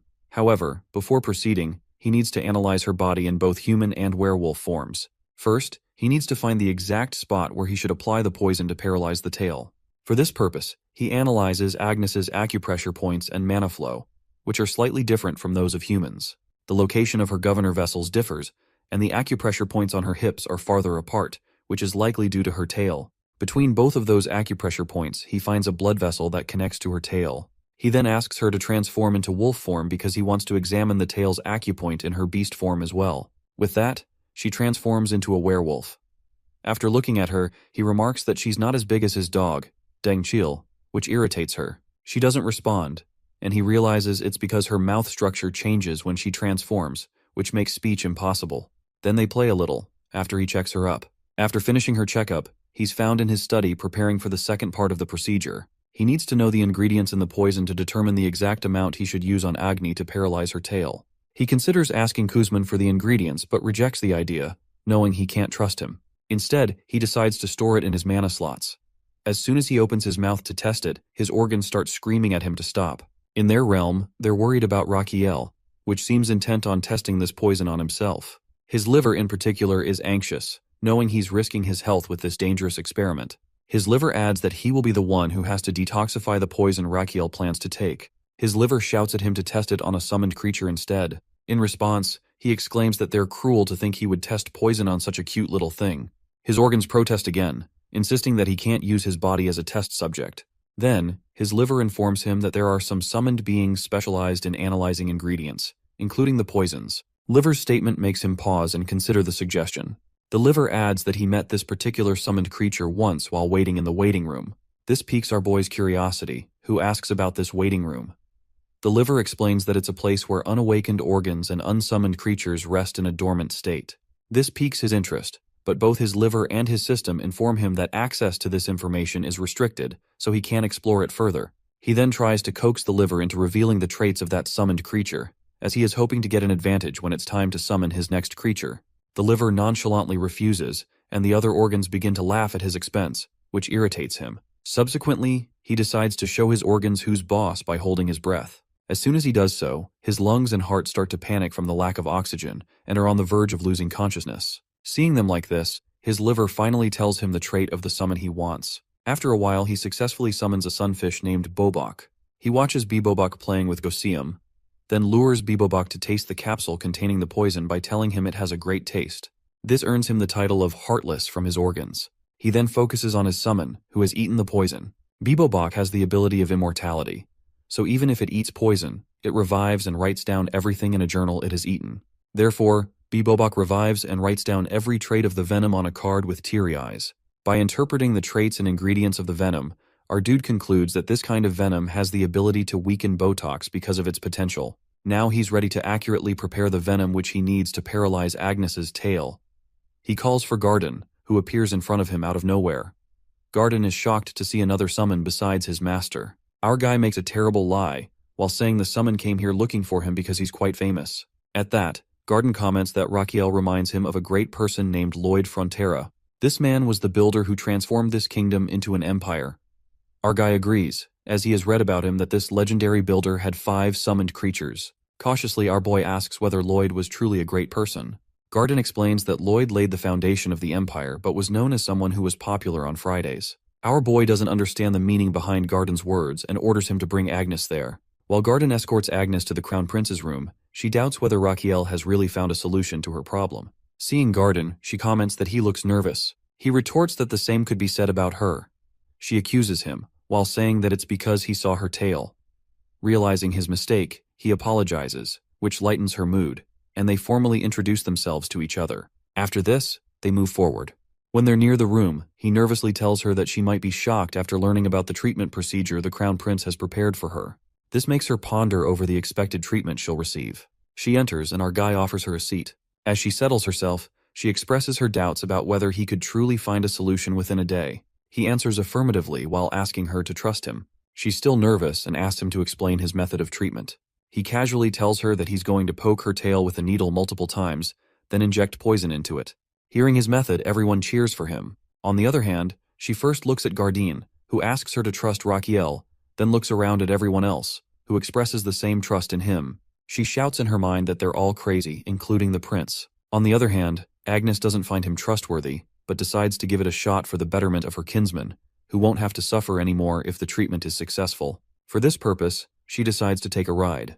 When she agrees to have a treatment, the maids cover her body and take out her tail from the hole they made in a sheet.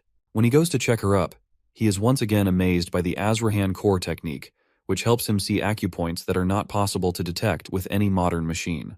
He always yearns to know the acupoint's existence when he practices traditional medicine treatment in his world. He then starts the treatment by infecting the needle into the Xuanshu acupoint and pouring 0.011 ml of muscle-paralyzing poison from his slot. Next, he injects it into the Mingmen point. Finally, he injects the poison 2.4 center deep into the Yaoyangquan acupoint. Now he has opened the path for mana to flow through the Xuanshu point, where it will flow to both sides of the erector spine. But the problem isn't just paralyzing the tail, but maintaining this paralysis as well. Therefore, as expected, the tail recovers itself. So, our guy speeds up the process. At last, he pokes her Nadkong point, which quite irritates Agnes as she can't believe he's trying to mess with her head. At the same time, her tail gets limp in its place, but at the same moment, her pinky toe moves from its place. With that, he exclaims that he has completed the process, which is a success.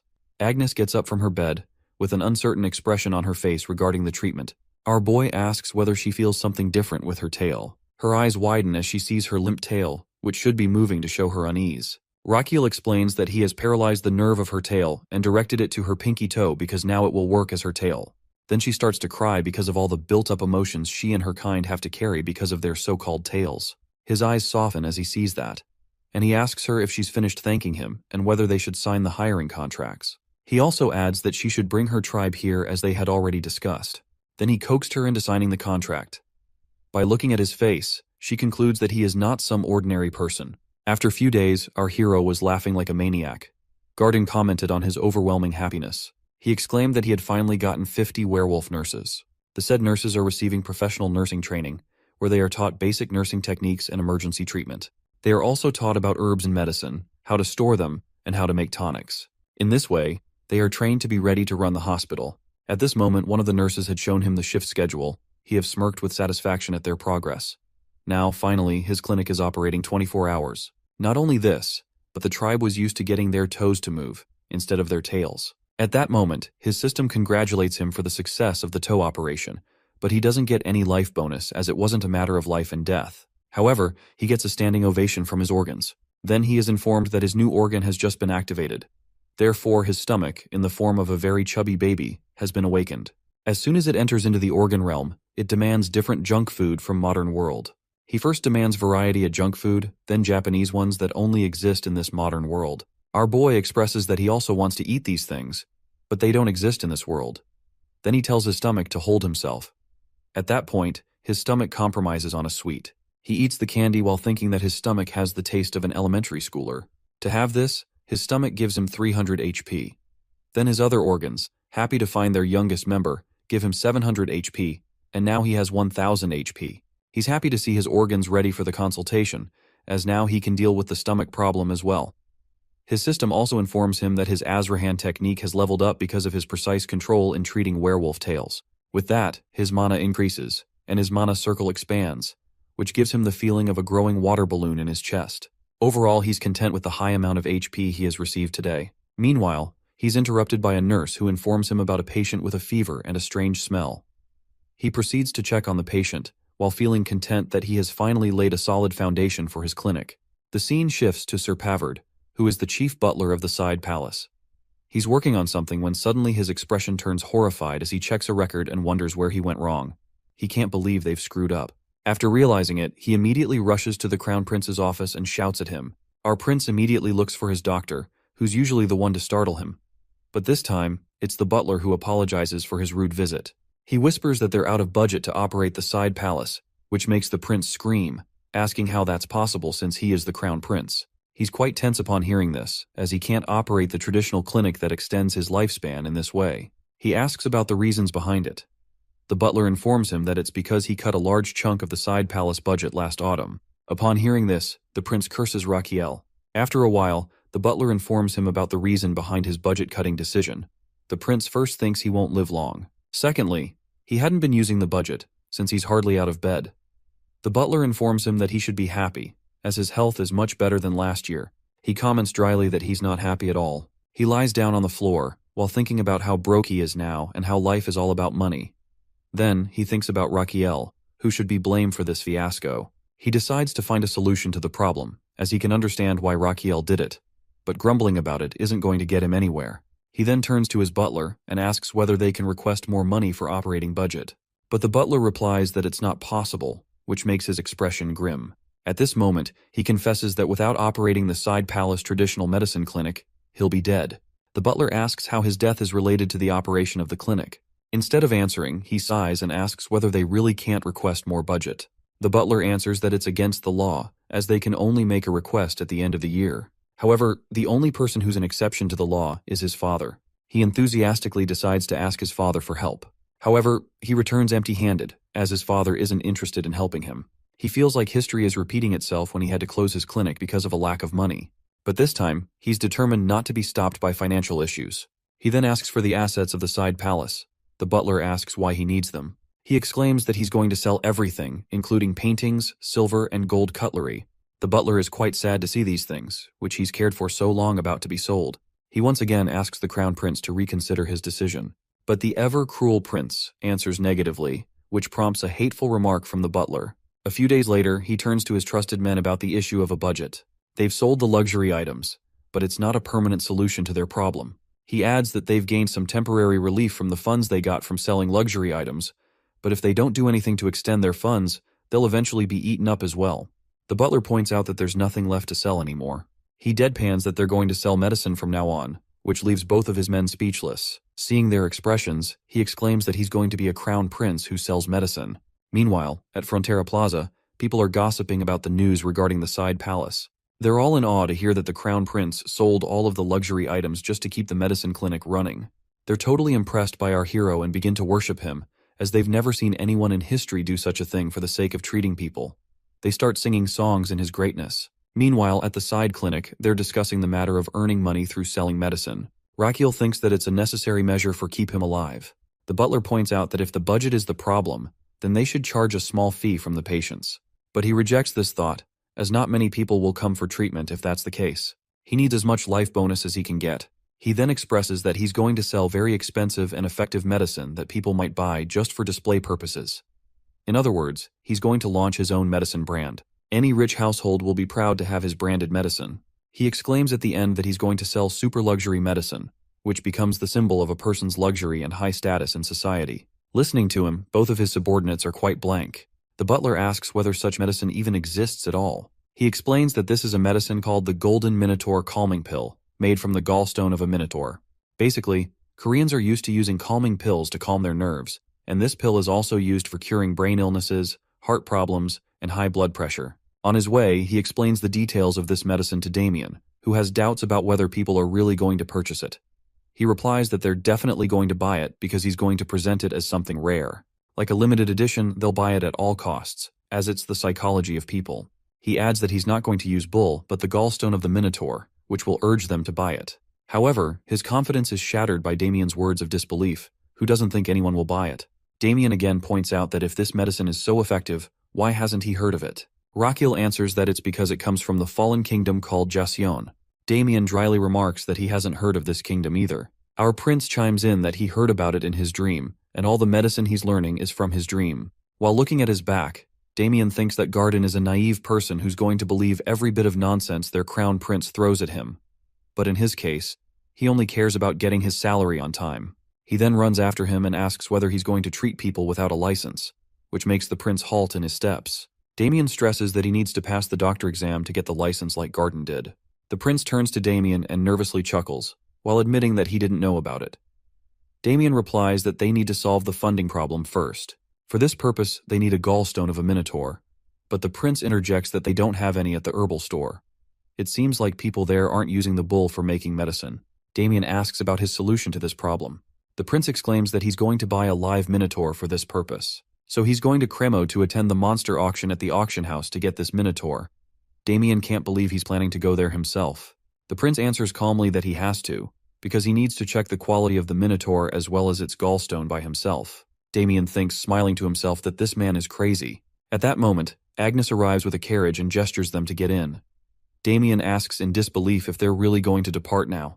The prince replies that time is more precious to him than gold. He then urges Damien to get in before Garden comes after them. Once the carriage is on its way, Garden comes running, while yelling them that how he could leave him like this. The prince yells back that he needs him to stay behind to take care of the clinic. While on their way, Damien comments on the comfort of the horse carriage. Our prince arrogantly replies that it's what one would expect from a crown prince's carriage. It's shown that they're actually lying down in coffin-like spaces, and Damien still insists that it feels strange.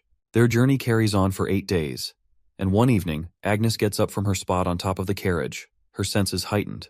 As soon as she smells the sea, she informs the prince that they've reached Cremo port. Finally, they reach the Cremo monster auction house. A boy in front of the auction house tells the driver to park his carriage somewhere else. But the driver gets down from the carriage and warns him that he doesn't know whose carriage it is. He asks if it belongs to the crown prince. At that same moment, the said crown prince greets him from the carriage window, which leaves him petrified. The next moment, the boy rushes inside the auction building and approaches the mayor. He points toward Rakiel and informs him about his arrival, which panics the mayor as well. The next moment, he starts flattering our boy to gain political favor. When our boy mentions that he's here to purchase something, the mayor immediately offers him additional bodyguards, which our boy refuses because he has his own.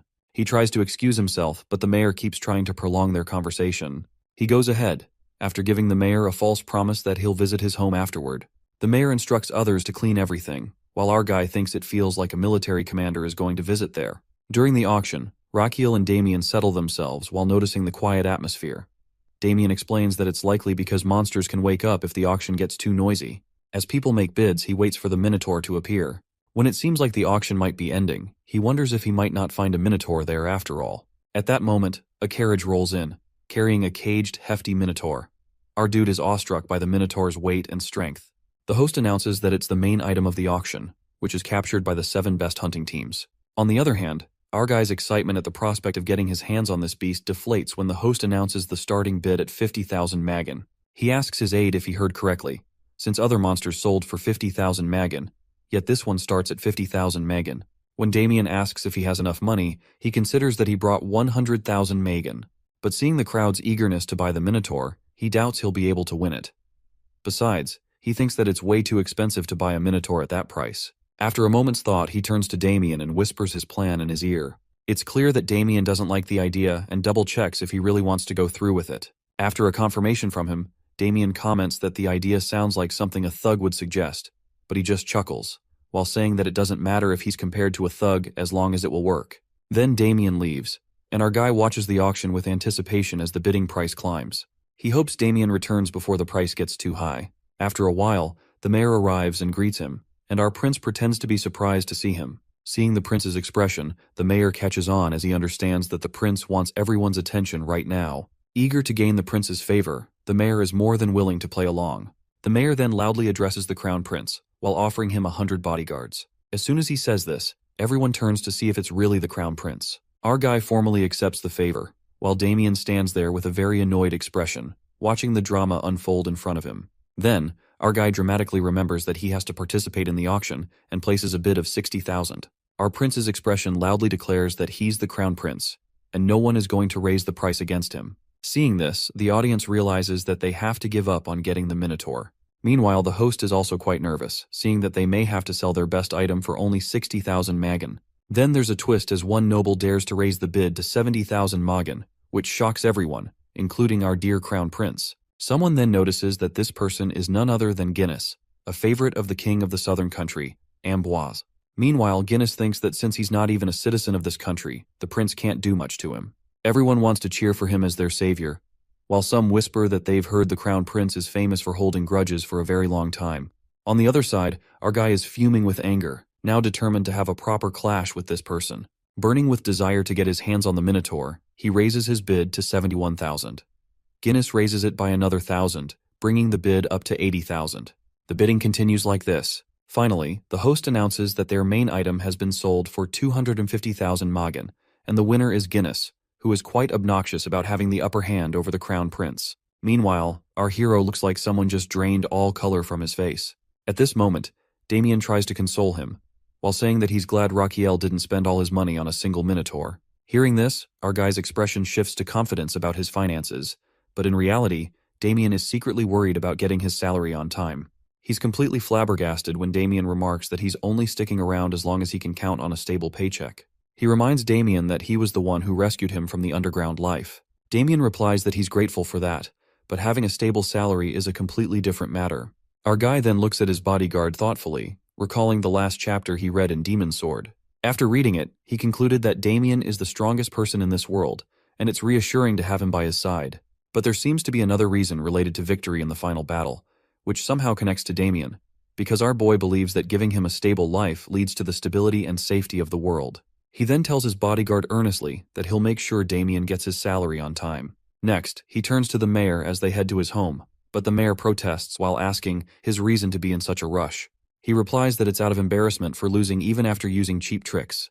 The scene shifts to a grand house, where in one room, the Minotaur is bound after being sold today. Guinness steps forward to check its condition, bragging about his victory over the crown prince. Then, someone else enters the picture, the most expert taxidermist in Cremo who is brought in for this job. The taxidermist asks Guinness about his preferred taxidermy style. Guinness replies that he wants it presented as grand as possible because he's planning to gift it to the king for his birthday. He then requests a mage to assist with the taxidermy, and at that moment, the mage enters, while stating that they should begin immediately without wasting time. The mage starts his vacuum magic to kill the Minotaur in a clean manner. As he's being killed, the Minotaur thinks of his family and laments how cruel humans are for mistreating him this way, while thinking he's broken their magic, and then it snaps the chain he was bound to. Meanwhile, in the mayor's house, our guy crashes onto his bed, looking exhausted. His whole body protests from the grueling schedule. Determined to buy the Minotaur tomorrow, he insists he'll manage with 1 lakh magan, though his bodyguard doesn't seem convinced. Their conversation is interrupted by one of his men, who warns him of upcoming trouble for which they need to evacuate immediately. Raquiel demands an explanation. At that same moment, the wall is smashed open. Damien is in front of him instantly, ready to protect the prince, but the monster throws him aside. As the dust clears, our guy is petrified to see that the monster is none other than the Minotaur.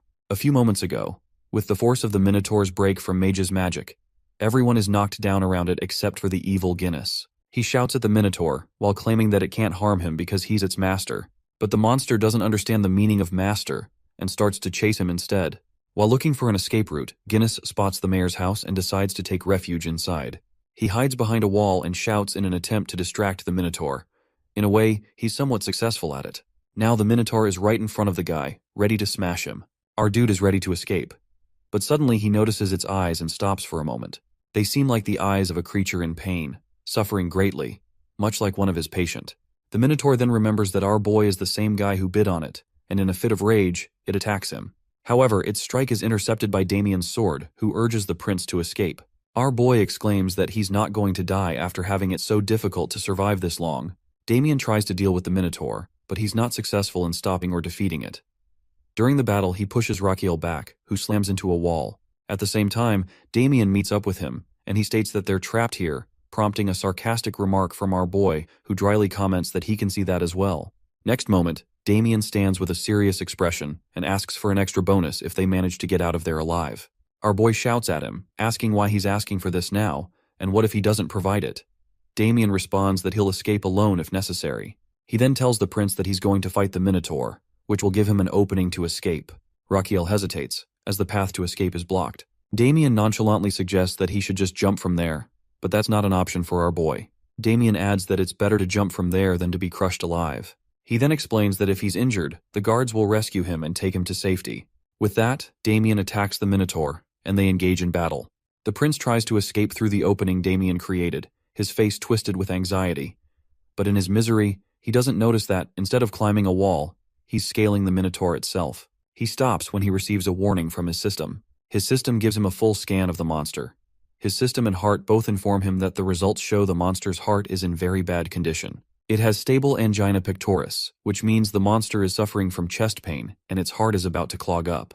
Clinging to the monster, he realizes he's not in good condition to treat it, and he's in danger himself. He can't jump, or his body will be crushed in the process. Meanwhile, the Minotaur has a plan to crush the prince with its other hand, like squashing a mosquito, but it's distracted by Damien's attack, which misses its eye. Damien tells the prince to hang on, while promising that he'll rescue him in a moment. Our crying boy pleads for him to do it quickly. Damien rushes toward the monster, looking for an opening to attack its shoulder or sides. He strikes the monster and tries to rescue the prince, but the prince is thrown from the balcony, which makes him believe he's about to die. However, our crown guy is rescued by Agnes, who catches him in midair. As soon as she lands on the ground, other guards come to escort him to a safe place. Meanwhile, Damien and the Minotaur are locked in combat. The monster focuses all its attention on Damien, who is determined to defeat it in order to claim a high reward. Damien plans to stab the Minotaur on its fist and then its arms as soon as it's about to punch him. He tries to cut into its fist and attack it as much as he can, but the Minotaur proves tougher than that. During their clash of sword and fist, something distracts Damien, and in the next moment, he's attacked by the Minotaur and thrown aside. He is pushed into the wall, and the Minotaur steps toward him. Damien tries to get up, but his leg is pinned under the rubble. At the same time, he's saved by Goswim's powerful body slam. He doesn't fully understand what's happening until he sees Goswim fighting the monster. Meanwhile, our guy thinks that he's not going to lose Damien, especially after all the trouble he went through to get him. That's why he fed Goswim red sunflower seeds to make him bigger, so he could fight the Minotaur. He shouts at his bodyguard to get up, as they're about to be surrounded, prompting a remark from him that he's going to get a lot of money. But unfortunately, Damien can't move his leg. On the other side, the Minotaur throws Goswim into the air toward Damien. Seeing this, Rakiel shouts for Damien to hold on to Goswim in order to escape. Damien does so, and Goswim jumps from the second floor. Now, they're in front of the Crown Prince. But not just his friend, but his enemy. The Minotaur also leaps from the second floor and howls at them, with everyone else following close behind.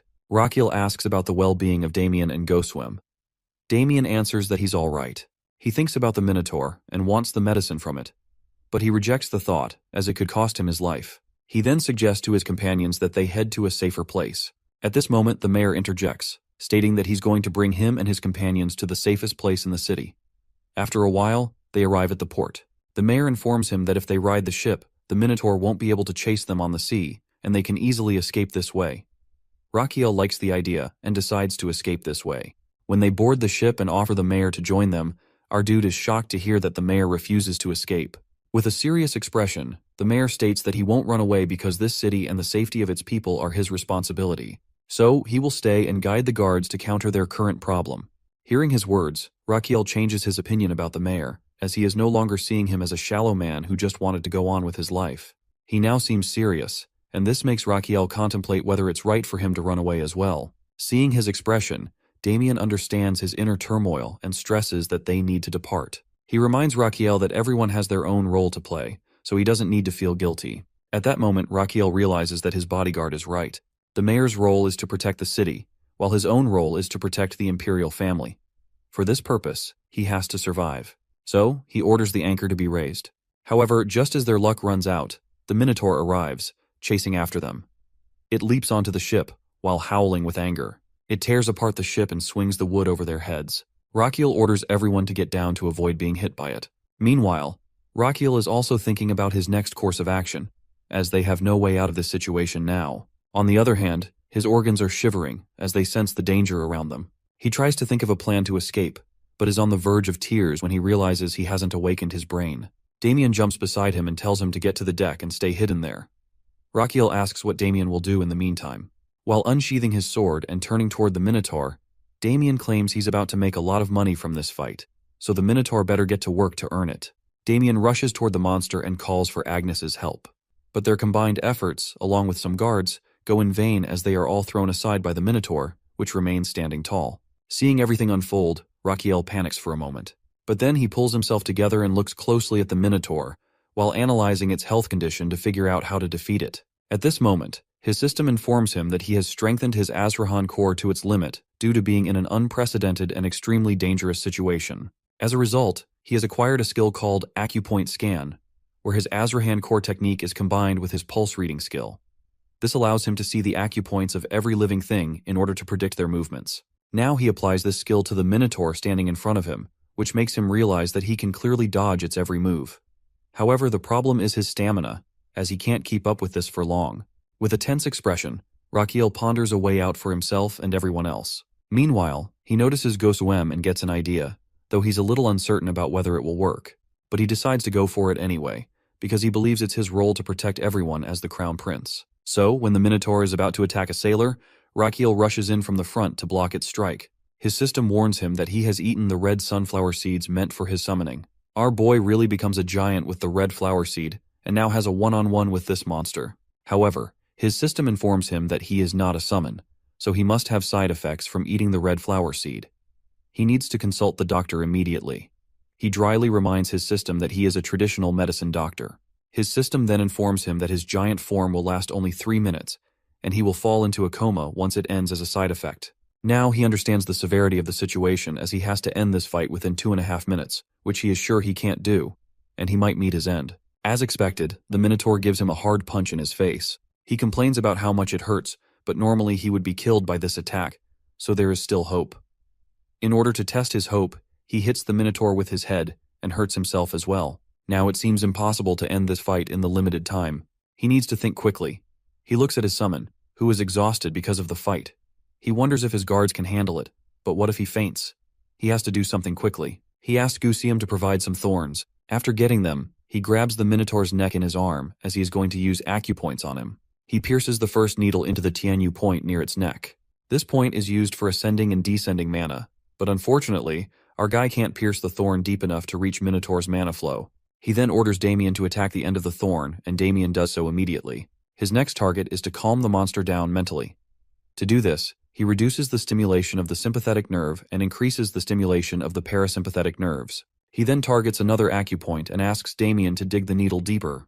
After a while, he targets several acupoints in order to prick its blood and energy flow. He jokingly thinks that the Minotaur is behaving like a kid who doesn't want to get a shot. So now, he will give it a sweet if it behaves during the last acupoint, which is the ermine point.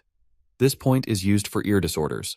With this last point, suddenly the monster calms down as its pain disappears. Our boy says that it was kind of a coincidence as well. To realize that his pain has disappeared, the Minotaur turns to our guy and thanks him, thinking he's the reason the pain is gone.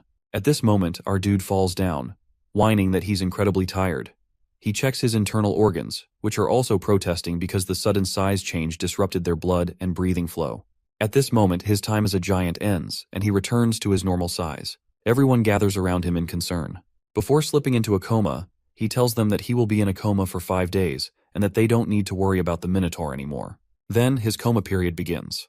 After the fight, the Minotaur is subdued, and everyone becomes worried about saving the ship, as it could sink at any moment. They have to head to the deck immediately since the ship is filling with water. Suddenly, the ship begins to move, and everyone thinks it might be sinking. Meanwhile, the Minotaur, who wants to repay the kindness the Crown Prince showed him, picks him up and places him on his head in order to save him. This stuns everyone around them, as they think it's trying to kidnap the Crown Prince. 6 days have passed since the kidnapping of the Crown Prince, and now we see a dark room where Damien sits in a chair.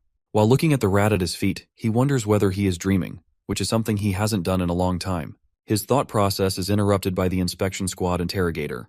It seems like he's being interrogated because of what happened with Rakiel and the Minotaur. The interrogator taunts him, while asking if he's sleeping in a situation like this. Damien makes an excuse while saying that it's because he hasn't slept for days. The inspector shouts at him, saying it's been 6 days since the Minotaur kidnapped Raquiel. The next day, the news reached the Emperor, and it took him 2 days to reach this city. The interrogator accuses them of doing nothing in the meantime, as they haven't found any clues about where the Minotaur took the Crown Prince, or where the person who brought the Minotaur has gone. He then changes his statement, in which he accuses them of doing it intentionally because they wanted to harm the prince. At that, Damien taunts him, inquiring whether he thinks every person who accompanied the Crown Prince is a conspirator, working with the Minotaur to kidnap him. He is furious to know that this interrogator is going to conclude such a ridiculous notion.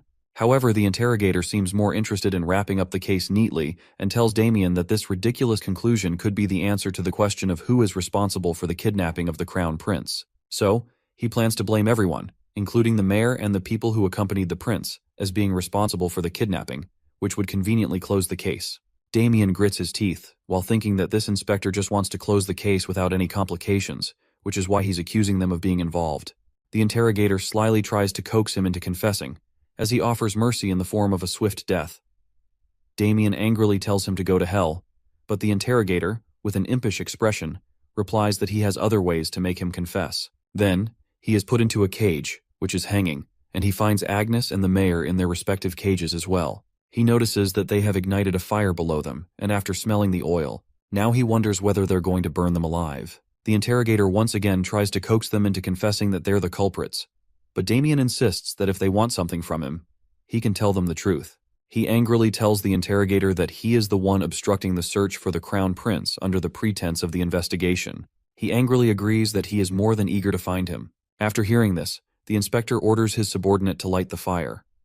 Meanwhile, Damien thinks that he doesn't want to die this meaningless death. Before anyone can do anything, they see the Minotaur coming toward them, and to everyone's astonishment, it holds Damien's cage. Above the Minotaur, the Crown Prince is riding, who asks his subordinates the reason for them being caged. It seems like the Crown Prince wakes up after 6 days on the island, where he finds Eurus, who was once his enemy, but now looks at him with loving eyes. After taking some time, they resolve their differences and become friends. He then thinks that it's a coincidence that Eurus's pain was soothed by him, but he doesn't clarify it to it because he wants it to follow him willingly. Then he tells Eurus that he wants to help it in return, as well as its chest pain will start soon, so they should begin treating it. He starts his acupoint scan and concludes that his angina isn't very advanced yet, so it can be treated later. Then he turns his scan to the gallbladder. He asks Eurus whether he feels full after his meal, to which he gets a positive answer. He adds that it's because he's filled his gallbladder with lots of stuff, so it needs to be emptied. Then he explains the process, but Eurus doesn't understand a word and looks at him blankly. Finally, the Crown Prince decides to use simpler language and asks Eurus to press the spot he points to with his finger. He gestures for Eurus to clench its fist and hit its solar plexus. Eurus seems hesitant, but the prince urges it to do so. It does, and by observing its condition, the prince concludes that something must be stuck inside. Finally, it's revealed to be a big piece of cholecystitis. The Crown Prince is happy to have found this significant piece. He asks Eurus about the condition of his bloating, and Eurus answers with a cheerful tone. The prince happily responds, as he is glad that it's nothing serious, and that now he has owned the Minotaur as well. He then asks Eurus to go back with him, as they need to save his comrades, but Eurus is hesitant to return because he fears they might fight again. The Crown Prince consoles him, while assuring him that no one will harm him. On their way back, he spots the flag of the inspection squad, which answers directly to the Emperor, and concludes that their choice to return earlier was the right one. Back in the present, Raquiel is shouting at the squad to tell him who is in charge of the inspection. The devil of an interrogator casually answers that he's in charge, which irritates the prince. Not only this interrogator has the guts to accuse the Crown Prince of not being one, just because he brought a Minotaur into the city. Everyone looks at him with bewildered expressions, while wondering what he's doing.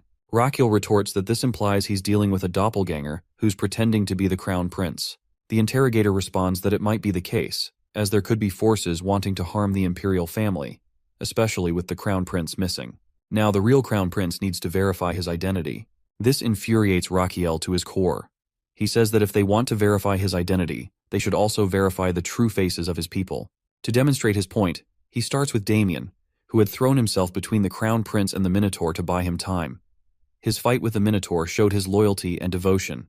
Meanwhile, Eurus had broken his cage, allowing Damien to emerge from it. Then he turns to Agnes, who quickly catches him before he falls from the second floor. If she hadn't been there, he might be a dead person. Next moment, she is freed from the cage as well. As she steps in front of him, he says that she shows great courage and sacrifice. Then he turns to Sergio, who is his knight captain, and the first one rushing to get him to safety. He then looks at the other guards and describes their sacrifices and the effort they showed during the fight. Listening to this, the royal guards discuss that he might be the real crown prince, but are confused about how he managed to survive. On the other hand, dread is clearly visible on the face of the interrogator because he was sure the crown prince isn't coming. That's why he blames everyone in his party in order to close the case. This is how he's always done things. Because when an important person dies, someone must be blamed for it. At this, he bows before the prince and starts begging for forgiveness, while realizing that he's dared to question his identity verification. However, the crown prince remains unfazed by his drama and turns to the mayor, who chose to stay with his city to protect them rather than run away. He then approaches the cage and states that the mayor is the best example of how nobility should fulfill their duties. He then turns to the interrogator again and angrily exclaims that meanwhile, the head of the investigation squad is questioning his identity. He warns him dangerously that it is his people, who have stayed by his side regardless of the circumstances, who have made him the crown prince. He stops him from making any excuses, already knowing what they will be. He reflects on the situation in Korea, where a similar incident had occurred. In the end, he concludes that the interrogator will be held responsible for the farce of the investigation he conducted. The next day, everyone gathers on the shore, gossiping about the latest news. Their hot topics include the investigator who's been accused of hindering the search for the crown prince. He is likely going to be either hanged or sentenced to life in prison. They also discuss the crown prince's skill to tame the fierce minotaur, who has become obedient to him. A young boy claims that he saw the crown prince grow as big as the minotaur and fight with it. Not only that, he also adds that the prince poked thorns into the minotaur's body. This story, however, isn't believed by anyone. Then the discussion shifts to another rumor about the crown prince as people in the capital are gossiping about him becoming the next ruler. Meanwhile, Damien is watching all of this from his window. He turns to his master and asks how he could possibly tame a minotaur. Rakiel explains that he never actually tamed it, while explaining that it was all a misunderstanding on the minotaur's part. Seeing Damien's confusion, Rakiel further clarifies that when he grew and poked the minotaur with the thorns, its pain lessened, leading it to believe that Rakiel must be its savior. For a while, they discuss how this misunderstanding works in Damien's favor, as he can now earn some handsome rewards, which a prospect he's not ashamed to entertain. Yet, Damien feels a little embarrassed about not truly defeating the minotaur, so he resolves to train harder. Damien then informs him that he wants more money because he has also completed the task he was given by the crown prince. He supplies that he's quite glad to hear that he's collected all kinds of medicinal ingredients. Damien explains that it's because Cremo is a larger port and a commercial city. Then he drops a bomb on our prince, revealing that his father returned to the capital as soon as he heard that his son was safely back. The prince doesn't like his father's heartlessness over this, but he remembers his father's words and concludes that he can't do much about it. So he ignores this thought as he focuses on his task at hand and asks Damien to bring all of that medicine here as he is about to start. Upon receiving the supplies, he exclaims that he's going to prepare the golden minotaur pills in the mayor's kitchen. After a while, he's in the kitchen humming and cutting ingredients to prepare the medicine, which annoys Damien. Finally, he has made the golden minotaur pills and decides to experiment it on himself. As soon as he eats one, his system informs him about the pill's effects, while revealing that his internal organs have become more energized. However, his stomach doesn't appreciate the taste. In return, though, he gains 500 more HP from his organs. Not only that, his tonic concoction analysis skill activates because he made the pill himself. After reviewing the long list of benefits from the pill, he feels quite happy to see that it not only treats cardiac disease, but also provides natural sleep without any side effects. Reading this, he feels ecstatic about the results. The next day he goes to Eurus and asks how it's feeling. Then, he gives it the pills to help soothe its chest pain. Without hesitation, Eurus eats them all.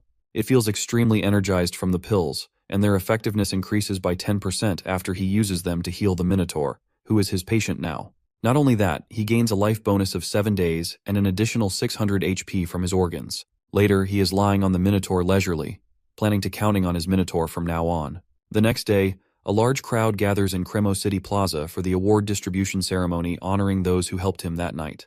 That morning, Rakiel makes a grand entrance, riding in on Urus. Seeing him, the crowd confirms that he's likely to become their next king. Unbeknownst to their discussion, Rakiel begins the ceremony, while recalling that the last time he received this much attention was during his fight with his brother, so he doesn't want him to feel afraid. He starts the ceremony by addressing his bodyguards and complimenting the bravery they displayed that night when they fought against a Minotaur.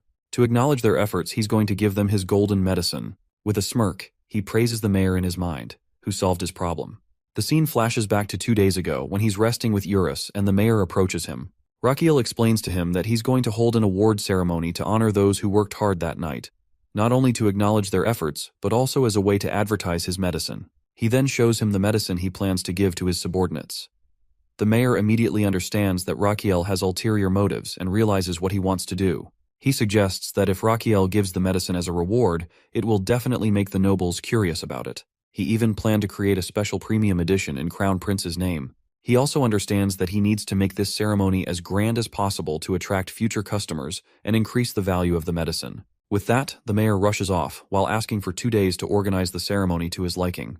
Now at the ceremony, Rakiel is pleased to see the results of the mayor's efforts. First, he acknowledges the bravery and efforts of his subordinates who fought that night, then subtly shifts the topic to describe the benefits of his medicine, which is made from the Minotaur's gallstone. He explains that it grants stamina as great as the Minotaur's while curing numerous other diseases. He even flashes his pet to prove his point. He adds that people who can't sleep will also find rest with this medicine, while slipping in more praise for his subordinates. Then, he shamelessly turns back to advertising the medicine, even announcing a limited offer which they can get it at an affordable price of only $9.99 Megan for 1 month. Seeing this, Agnes and Damien realize that he's acting like a con artist to lure in future customers. They glance at Sergio, who's also there to happily promote the Crown Prince.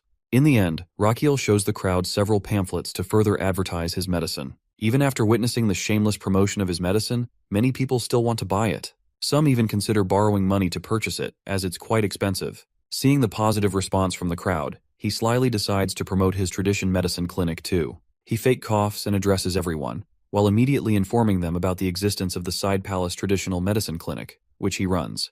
Many of his subordinates raise cards and pamphlets to advertise the clinic, and even Minotaur helps with the promotion. He adds that he has introduced new kinds of medicinal treatments at his clinic. He asks the audience if anyone has heard of it, and 2 people raise their hands. Seeing them, the prince conveys his relief that someone has heard of it, as he doesn't want to promote it by his words alone. Then, he decides to add a little flair to his advertising and starts talking about how beautiful and important the city of Cremo is, given its standing as the northern port and commercial hub. He emphasizes that it's essential for the city's people to be healthy to help the city prosper. His speech stirs everyone, making them emotional with his display of concern. He then dramatically offers them to visit his clinic, even for minor health issues, and promises to personally examine them. However, he understands that they're still hesitant, so he decides to push them further. He announces a free treatment coupon for the first 100 people who come, which prompts a protest from Agnes, as the clinic was free from the start. Seeing people racing toward him, he feels giddy at the sight of his bonus life in the form of potential patients. Soon, he's busy consulting on the health conditions of the people, while handing out coupons and offering advice. Not only that, he even covers their travel expenses and accommodation. After distributing all 100 coupons, his face brightens with pride at the success of his advertising. Seeing his happy expression, Agnes is on the verge of tears, noticing that he's even covering travel expenses for his patients. This means they'll need to sell everything to cover the cost. He doesn't realize it's been 9 hours, though his organs are begging him to let them rest now. Everything around him starts to blur, but he worries that he can't afford to lose his cool in front of everyone by fainting here. Instead of fainting, he falls down and begins to chuckle nervously as everyone rushes to him, while cursing his body's low stamina. His system informs him of what he's done, witnessed by the people of Cremo, along with his exhaustion. Seeing him like this, the people of Cremo feel touched by his dedication, and he's granted a new title. A new power is added to his traditional medicine skill called Great Doctor Point. This is a kind of reputation value in which, whenever he makes an impact on society through his medical practice, or people are touched by his effort and skill, he will earn 101 GDP. He understands this new point system but doesn't know where to use them. Upon hearing this, his system informs him that he can use these points to buy a lie voucher. With the help of the voucher, he can tell a lie to anyone, and they will believe him. Damien rushes to him and helps him stand. Meanwhile, he receives more information about the lie voucher. For example, he has to choose the person he plans to lie to. Additionally, each voucher can only be used once. Mythical creatures and people closer to him might not be affected by the voucher. He then asks Damien to give him a piggyback ride, and Damien responds that he'll do it if he gets paid for it. After a while, he's in front of a very emotional mayor, who can't believe the Crown Prince is leaving already. The mayor adds that Rakiel needs to rest before starting his journey. Rakiel brushes off the concern, while saying that he'll sleep in the horse carriage, which prompts a protest from the mayor, insisting that it's not comfortable. He concludes the conversation by praising and thanking the mayor for everything he's done for him. Then, he heads to his carriage, tossing an offer to the mayor to visit his clinic with Captain Roberto. The mayor doesn't understand, but Raquel is referring to the fact that both he and Captain Roberto suffer from partial baldness, which he can treat. As soon as Raquel enters the capital and his hometown, everyone is startled to see a minotaur accompanying him. A knight rushes toward his carriage, and as soon as he spots the minotaur beside the prince, he's a little startled at first, but he quickly shakes his head and moves forward. He wakes the crown prince and hands him an envelope sent by the emperor, after greeting him in a very formal manner. Raquel takes the envelope from his hand, feeling a bad sense of foreboding about the content of the letter. He opens the envelope, his eyes shining with worried curiosity. This letter is a summon for him in the court of his father. He doesn't feel good after reading it. However, with a grin, he brushes off his worry by thinking that he's going to use the lie voucher in case things go south. Later, he's shown in front of his father, greeting him. He stays bowed while waiting impatiently for his father to say something. Finally, his father deems him worthy of wasting some words on him and expresses how irresponsible and incompetent his son is to endanger the people who are traveling with him. He doesn't like his father's words as he almost meets his end during that fiasco. His father then asks about the attack that happened at the mayor's residence, which he had confirmed. His father again reprimands him for not going to safety quickly, which led his bodyguards into a dangerous situation. He even has the nerve to tell our boy that he needed to take precautions before any kind of situation arises. All of his scolding and reprimands are making our dude quite irritated, especially since the situation was something he couldn't predict beforehand. After asking about his opinion, his father again reminds him of his incompetence, which endangered his companions. On the other side, our boy is quite upset about his father's inconsideration regarding his well-being. His father supplies with anger that how embarrassing it is for him to not protect 10 people who are with him when he is going to take the throne of that country and protect and care for millions of people in the empire in the future. Now Raquel understands that what his father is making him understand is not wrong at all. Then his father instructs him to reflect on what he has told him, and he agrees to do so. At last, his father grants him to say something as well. Raquel himself wants to have a two-way conversation with his father and asks him to quit smoking. He adds that he needs to be healthy because he has the burden of leading the country. After saying this, he smirks, thinking he has given his father a taste of his own medicine. Raquel then adds that the prosperity of the imperial family depends on his health. At this moment, he thinks about the novel in which the emperor dies due to a heart attack caused by stress and smoking after the death of Raquel. Later, it leads to the downfall of the empire. Most importantly, he doesn't want the emperor to have the same end as his own father. His father informs him that the day he first asked him to quit smoking, he did it. So, does he want to say anything else? Hearing this with a stunned expression, Raquel says that he doesn't have anything else to say and asks for his leave. Just as he is about to leave, his father tells Raquel not to eat the meat of summoned beasts, as it could harm his body. Later, when his son has left, the emperor thinks about his son with a soft expression, considering his concern for him. Then he asks someone about the pill Raquel has developed. The person informs the emperor that they have used that information unit to spread the news about the Minotaur golden pills everywhere. He then asks about the result. The person informs him that the nobles living on the border are very curious about the pills and might come to know more about it. The emperor is quite happy with this result. On the other side, our boy and Damien are heading back to the side palace, and Raquel is counting his every step. Damien asks him about his purpose in doing so, and Raquel tells him that he's just coming. Then, the next moment, a very crying and emotional Garden is seen rushing toward them. Our guy tries to stop him while jokingly asking his doctor whether he was this excited to see him. He complains in return that he left him for patience. Raquel decides to prepare a tonic for him as a reward and thanks him for his hard work in taking care of the patients in his absence. Then they discuss the incident at Cremo, and Garden is quite shocked to see the Minotaur behind him. Raquel compliments his acting skills, because he might already know about him bringing a Minotaur with him. On the other hand, Damien is thinking awkwardly that no one is normal there. On the way to the entrance, he asks Garden if there's anything he doesn't know. Garden tells him about some strange inquiries where people are asking something about a medicine that doesn't exist yet. Garden has shown him the piles of those requests in which people want to buy the Minotaur pills, and the nobles are the most excited buyers. He then looks out the window to the people who are traveling there, eager to buy the medicine. His eyes shine to see them, and he asks Garden to make them line up according to their list. He is selling his special edition medicine. After 10 days, they have sold out all of the pills. When he's happy about it, Garden ruins his happiness by telling him that he's been summoned by the emperor. He anxiously thinks about what his father wants from him now.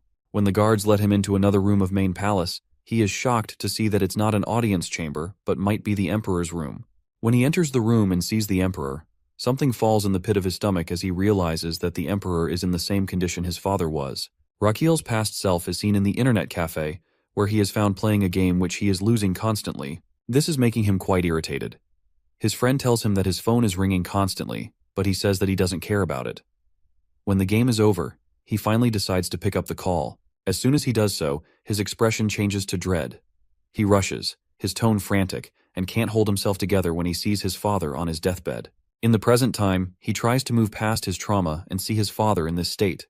But there's no time to indulge in such things as he needs to treat the Emperor. He diagnoses that the Emperor might have had a stroke because his muscles and nerve signals, which control the muscles of the body, are all over the place.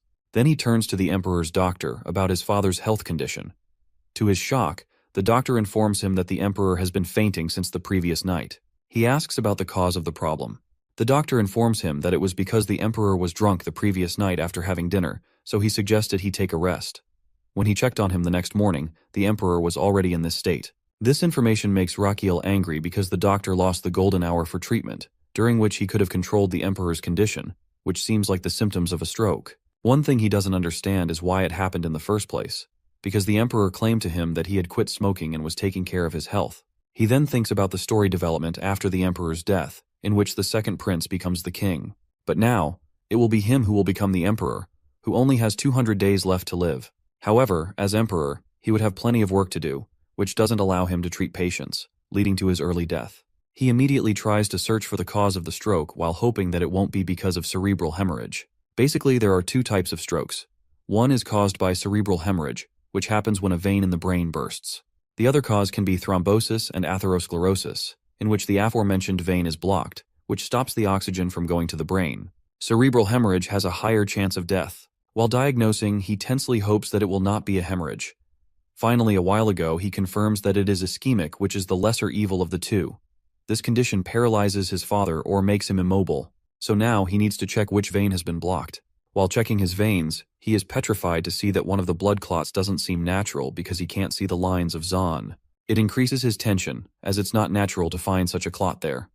He looks at his doctor suspiciously and decides to investigate this matter later, as he needs to further treat his father. For this purpose, he needs to move him to his clinic. At this moment, his thoughts are interrupted by the Archbishop. Rakiel introduces himself and asks whether his purpose is to be here to heal the Emperor.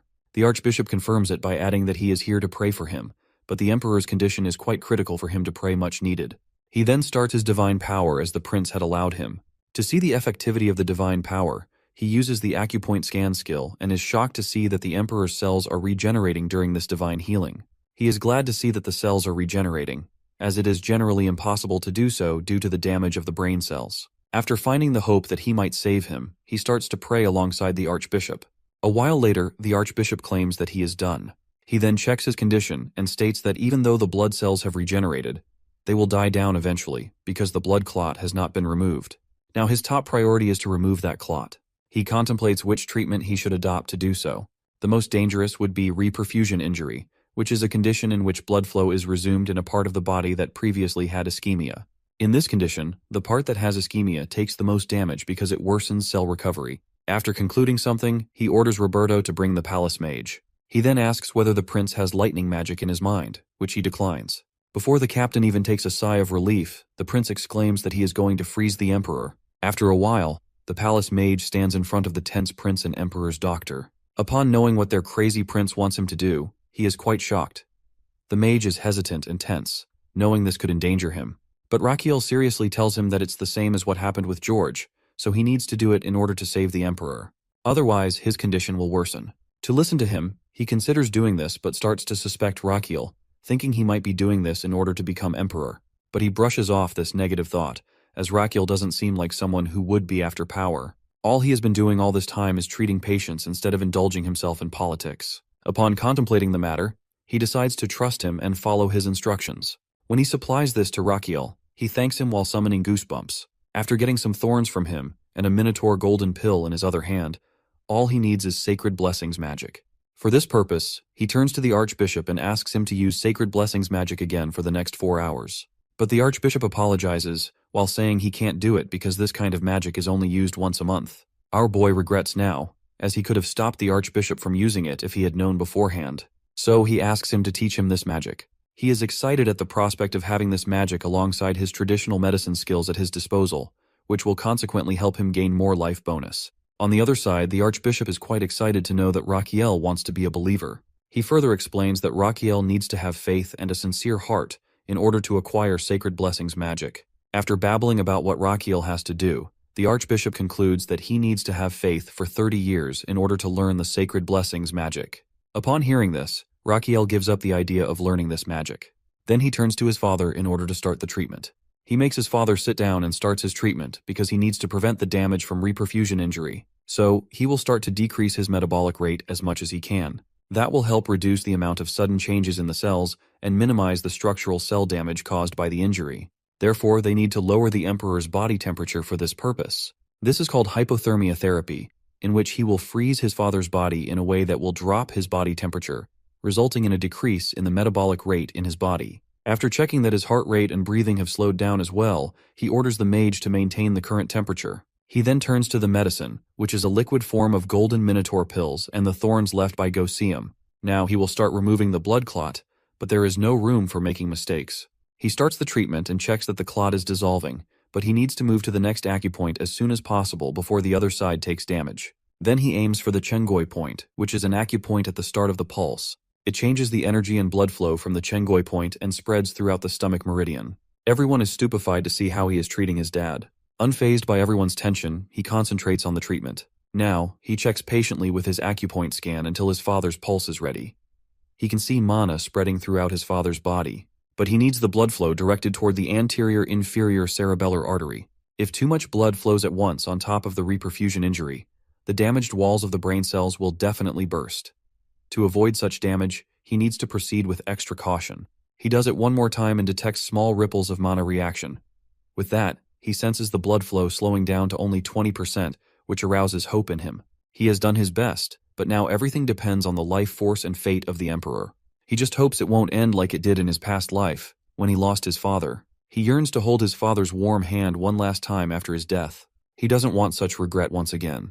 His thoughts are interrupted by the feeble voice of his father, thanking him for his effort. He sadly realizes he's not his father's real son, but still, he wants to do his best. So, when the Emperor closes his eyes again, he wants him to rest without straining too much. He knows that he's at his own limit as well, so he steps outside to get some fresh air. On his way, a regret for not answering his father's call earlier also stirs in his heart. With a heavy heart, he feels content that, at least this time, he didn't repeat his past mistake. As it rains outside, he is crying for his father. After a good cry, he pulls himself together, knowing he's only passed one hurdle and needs to be prepared if there's another relapse. He decides to establish a rehabilitation plan if the Emperor faces more stress. Besides, he hopes his father will live at least 1 month longer, so he can use a sacred blessing magic to fully heal him. In this moment, his system informs him that, because of his unique treatment and dedication, he is now able to treat his father with the hope of further recovery. Not only this, but our guy also creates a record by introducing the concept of reperfusion injury to the Laurasia continent. After his discovery, this concept will be written for future generations of medical students. In this way, future medical students will resent him because they'll need to study for exams on this topic. Besides, he also obtains 121 GDP points. He feels glad to receive these unexpected rewards. His moment of contentment is interrupted by the royal doctor, who apologizes for his inability to treat the Emperor. Raquiel angrily orders the doctor's suspension because he fails to recognize the Emperor's condition and loses the golden hour due to his ignorance. So from now on, Raquiel will take care of his father himself. He then instructs his subordinates to stay close to his father since the doctor has proven incompetent. He orders them not to spread the news about the Emperor's health condition and tells them to stand by as the Emperor needs more rest. While looking at them, he thinks there are other reasons he can't trust them. The next morning, he wakes up to his subordinate approaching him and informing him that people outside the Emperor's room have somehow heard that the Emperor has caught a cold and is now resting. He thanks his subordinate, adding that he needs to complete his report. The subordinate then tells him that an envoy from the Amboise kingdom wants to meet the Emperor. He is flabbergasted to hear this news. Upon learning the news, he remembers what he reads in the novel. It is Amboise kingdom that leads to his imperial family's downfall. This kingdom, established for 150 years, grows stronger day by day and starts a great war in which his family will be caught up in the coming years. He doesn't understand the purpose of Amboise's envoy being there. His subordinate tells him that it is the Emperor who sends a summons to see that envoy 5 days ago. Hearing this, he concludes it must be because of Guinness. After expressing his suspicions to his subordinate, he is confirmed that it is indeed the case, as the Emperor wants this Guinness person to hold responsibility for what happens in Cremo. His subordinate suggests that he tell a little bit about the Emperor's health and send him back, which infuriates him. He sits down and contemplates the situation, realizing it won't look good if the envoy is sent back just because of a mere flu. People will talk and assume the Emperor's health is much worse. He needs to meet the envoy, as the situation could easily be exploited by the enemy country, which could wage war in the upcoming years. He deadpans that he is going to hold the meeting his way. The scene shifts to the guest room, where the envoy is having tea. This person is furious at Guinness, who caused such havoc at Cremo and endangered the life of the crown prince, a situation that could easily lead to war. Fortunately, he's no ordinary person, but a diplomacy expert. Skilled in negotiation, he's confident that he can handle any fault thrown his way. He's ready for anything. His daydream of meeting the emperor is interrupted by the crown prince, who apologizes for being late. The envoy is baffled to see the crown prince instead of the emperor. However, he needs to remain calm. Meanwhile, the prince plans to tackle this problem with a balanced approach, knowing he needs to be polite. He then asks the envoy to have a seat, while preparing to steer the meeting into his area of expertise and take control from there. He needs to avoid the war at all costs. So the meeting starts, and before the poor envoy can say anything, the crown prince immediately exclaims with a cringe-worthy fake expression that the envoy doesn't seem in good health. The prince asks him to extend his left hand. The diplomatic expert is totally baffled by this out-of-the-blue request. He extends his hand anyway, and Raquel concludes that he has a heavy head when waking up in the morning. He babbles about other minor health issues of the diplomat, which makes the situation awkward, as the envoy wants him to release his hand and proceed with the meeting. However, while our guy is finding all these common health issues with the envoy, who understands what the crown prince is actually trying to do, but still finds himself getting trapped in his scheme, he needs to meet the emperor as soon as possible. He thinks that he's there to show many negotiation cards to the emperor, but the crown prince's talk is going nowhere. Finally finding no choice, he sternly reminds him that he is there to meet the emperor. Our dude impishly thinks that this person is disillusioned if he believes he can steer the conversation, but he is determined. He starts to say that he is an important person, representing the Amboise kingdom, so how can they ignore the health issues of such a person? He says with fake sympathy that if the envoy loses consciousness during the meeting, it will ruin their reputation as an imperial family. He can't let that happen. He then steps closer and asks in a dangerous tone whether that should happen or not, and finding no choice, the envoy agrees with him. Raquel gives him numbers of health advice, like quitting smoking and drinking and exercising for 30 minutes daily. At the end, he throws a bomb, while saying that after doing this, he could avoid ending up like an emperor. This revelation startles the envoy, who asks about the well-being of the emperor. The crown prince dramatically exaggerates how the emperor caught the flu because of the stress of managing the empire, which led him to increase the amount of smoking and drinking, and he ended up in bed. Now he's having a very hard time finding his appetite because of the flu. Upon hearing this, the envoy asks whether this is the reason the crown prince was sent here by him, which our dude confirms. He also adds that the emperor sends his apology for not attending the meeting and wants to rearrange it for a later time. To see the crown prince revealing all of this so honestly, the envoy concludes that he can't just find a fault. Besides, it was the crown prince himself who comes to apologize, who is very transparent with the situation. He understands the gravity of the situation, while knowing that he can't just lose higher hands if he doesn't accept the justification of the crown prince. While having a dilemma, he looks at the crown prince and concludes that he's not an ordinary person. In this moment, the crown prince whispers something in his ear and then shows him something, which prompts a remark from the envoy about his consideration. At the end, it seems like the crown prince has just said something to the envoy, which becomes the last nail in the coffin. The envoy is quite happy to have a letter to pass to his king and leaves the palace. Damien, who witnesses the situation, asks about his method of convincing the envoy. The crown prince casually replies that the envoy has seen his sincerity of heart, though his loyal bodyguard doesn't buy the excuse, knowing him too well. The crown prince then turns to Damien with an extra sweet and happy expression and informs him that he's going to appoint him a super-secret operation. He tells him that he is going to admit the very important person in the traditional medicine clinic today. Damien is confused about which kind of patient can make him behave like this. He responds that it is the emperor, so he instructs him to go back to the side palace for this purpose. Damien asks whether he needs to ready his personal squad for emergency duty, which is met with an affirmative answer. Before moving ahead, he apologizes for interrupting Damien's training because of this new mission, but Damien shakes off his apology as his main priority is to protect the imperial family. Raquel knows that after that fiasco at Cremo, Damien realized his weakness in the art of combat and has been training vigorously since then. He knows the time will come soon when he will be the strongest person in this world, but not yet. His thought is interrupted by Damien, who informs him that he is going to the side palace for the preparations. He nods and turns to the opposite side of him. While on his way, Damien contemplates his training, while knowing he is still not strong enough. His thoughts take a new path as he wonders what he will do once he surpasses his limits. On the other side, Rakiel prepares his father to be admitted to his clinic. He thinks that he can't let his father stay in a palace where he has doubts, as almost everyone seems to be scheming against the emperor. Besides, he needs to stay by his side to cure him until the archbishop is ready to perform the blessing magic. So, he has to move him because, if he stays there, people will suspect that the emperor might be seriously ill.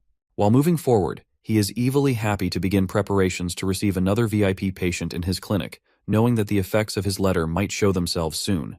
Meanwhile, in the Amboise kingdom, when someone informs the king about the arrival of Benjamin, he gets quite furious that he arrives that early, as it's not an easy feat to deal with the emperor. After greeting the king, Benjamin explains the situation in the Magentano, as he couldn't meet with the emperor, but with the crown prince.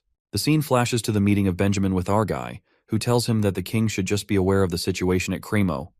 The envoy confirms that. So, the crown prince throws a bomb as he wants Princess Adeline to stay in their county for 6 months. This request totally infuriates the envoy, who assumes that our boy wants the princess to be held hostage in their country. He knows they aren't going to do his bidding, as they are a completely independent country rather than an empire's vassal state. Our boy grins, pleased to see his plan unfolding, as he has consumed a lie voucher. Now, he's lying about being interested in making a peaceful relationship with the Amboise kingdom. His system informs him that Benjamin will buy this lie, and now, Benjamin believes the crown prince might be taking a liking to their princess. He first dreads the thought of the princess living beside him for 6 months and falling in love with him as well. Then, he stops to contemplate the benefits of this situation, as it could lead to a powerful alliance through marriage. His greed accelerates to the extent that he wants to carve his name into history as someone who builds the foundation of a great empire, which will come as the result of the marriage between the Princess of Amboise and the Crown Prince of Magentano. He even daydreams of becoming the greatest diplomat in history. His daydream is broken by the angry voice of the King of Amboise, who shouts at him, while asking how he dares to suggest something so infuriating, treating their country as one of their vassal states by agreeing to give the princess as their hostage. He even asks his envoy how he could stand silently after listening to their absurd request. But Benjamin, on the other hand, who totally believes in the lies of our hero, explains that it's a good suggestion for both countries to have a peaceful relationship with each other. However, the king shouts at him to stop his babbling, as negotiations with Magentano are thrown in the bin after his meeting with the crown prince. Benjamin then asks him to read the letter from the crown prince before concluding anything. Now the king doesn't understand how, on earth, his diplomat, who always remains neutral, is siding with Rakiel. As soon as he reads the letter, which might be enchanted by the lie voucher, he also agrees to send his daughter to Rakiel. He believes in the grand ambitions of our dude and summons his daughter there. Everyone is quite curious and nervous to see him suddenly acting like this. The king sits down on his throne while thinking about Rakiel, who is famous for being sick. But when he looks at the letter, he is quite pleased to see that Rakiel wants the hand of his daughter. Obviously, it's a lie fabricated with the lie voucher. As soon as Adeline hears she has to stay at the Magentano Empire, she finds this request totally unjust. She protests, asking how he can agree to such a request. The king starts to say that she assumes he made this decision in haste without giving it much thought, which is why she doesn't want to accept his decision. Seeing the letter in her father's hand, she understands that the letter must contain some kind of blackmail against him, as they might have found his weakness. Or it might be a threat. She really wants to know the content of that letter. The king again tries to console his daughter, saying that he is doing this for the good of their future, and one day she will be grateful for his decision. But the princess is not convinced. However, the king doesn't hear any of her protests and asks her to move to Magentano from this moment for the next 6 months. The guards try to pull her toward the gate, but they can't because she is the smiling angel of Amboise. She earned this title not because of her kind and warm personality, but because of her great fighting skills. She starts to fight off the guards with a smiling face, which is a habit of hers. That is why she is called the smiling angel of her country. She crushes the guards into the wall and turns to her father, who is quite fearful of her now, along with his guards. But when she turns to her father, she finds herself trapped in a magical circle. The mages bind her with magical chains and cage her inside the carriage. This carriage is called the Dawn Horse Carriage, which will deliver the carriage to the destination by dawn. Yes, the princess's carriage is delivered at dawn, but after 10 days, her subordinate suggests she walk with her head held high as the Princess of Amboise, and she agrees with him, as she is not going to show any weakness. She looks ahead at our guy with an annoying expression, as she remembers seeing him as quite a sickly person. But he seems different now. Rakiel tries to welcome her warmly, but she introduces herself coldly without shaking his hand. He is disappointed to see this, as it always happens with him in Korea as well when women have no interest in him on blind dates. He shakes off that thought, as he has an important matter for now. He leads her to the dining table, where they settle down for breakfast. He tells her that he is going to show her the side palace where she is going to stay for the next 6 months. While thinking, he plans to use Adeline to prevent the war from happening. He recalls what he read in the novel about the war, where Adeline was a healthy and strong princess who was wise enough to lead her country peacefully. But no one knew how she died early, and someone from the distant relatives of the king took the throne. This person was greedy for more power and waged war with Magentano, which resulted in disaster. He needs to keep her alive and help her ascend the throne in order to prevent this war from happening at its root. As far as he had read the novel, she might have had the disease of biliary atresia because of her gallstones. He remembers that the author of the novel also had the same disease. Now he has a plan to treat her through medicine and surgery. He then apologizes to the princess for her as she has started eating, acknowledging that it must be difficult for her to digest the food after a long journey. So he presents her with the special tonic by Garden. However, she misunderstands the medicine as poison and is infuriated by this gesture. Afterwards, she bangs her fist on the table furiously and shouts, asking how dare they try to mock her like this. As a result of her banging on the table, it cracks all around the places. She further adds that it's not enough for him to bring her here against her will, as he starts to mock her as well. Raquel supplies that he doesn't understand. She explains that, for her, coming here is a huge decision for both her and the kingdom, which shocks him. At the end, she exclaims that she will just stay there for 6 months as per his order, but she won't do any more of his bidding. He tries to make peace by saying that she misunderstands something, but she interjects that it's not the case. He pauses and challenges her, saying that she's afraid, which leaves her petrified. With an irritated expression, she tries to say something, but he cuts her off by saying that he hasn't done anything wrong besides offering her a meal and medicine for her fatigue. Then he doesn't understand her reason to be afraid to leave the table. She's getting angrier, but he continues, saying that if she's afraid of him poisoning her, he asks Garden to bring the tonic to him as well. While gulping down the tonic in one go, he dares her to think that he, as the prince of the empire, is fool enough to poison her during an official meeting. Then he starts his melodrama by saying that he understands she has been scared. He's playing a trick on her. Knowing that she despises people who are scared and hates being called one, she takes the bait and sits down in the chair while ordering Garden to bring the medicine. But she has a condition, as she will consume his medicine only once. He comments that first, she should have the medicine before making any decision. She looks at the tonic and thinks that, however she sees it, she only sees poison when looking at it. But she gathers courage and gulps the tonic in one go. It tastes awful. Then Raquel offers her the candy, as is the tradition to have this after consuming the bitter medicine. He adds that it has a plum flavor. The princess salivates at the sight of the candy, but her pride stops her from taking it.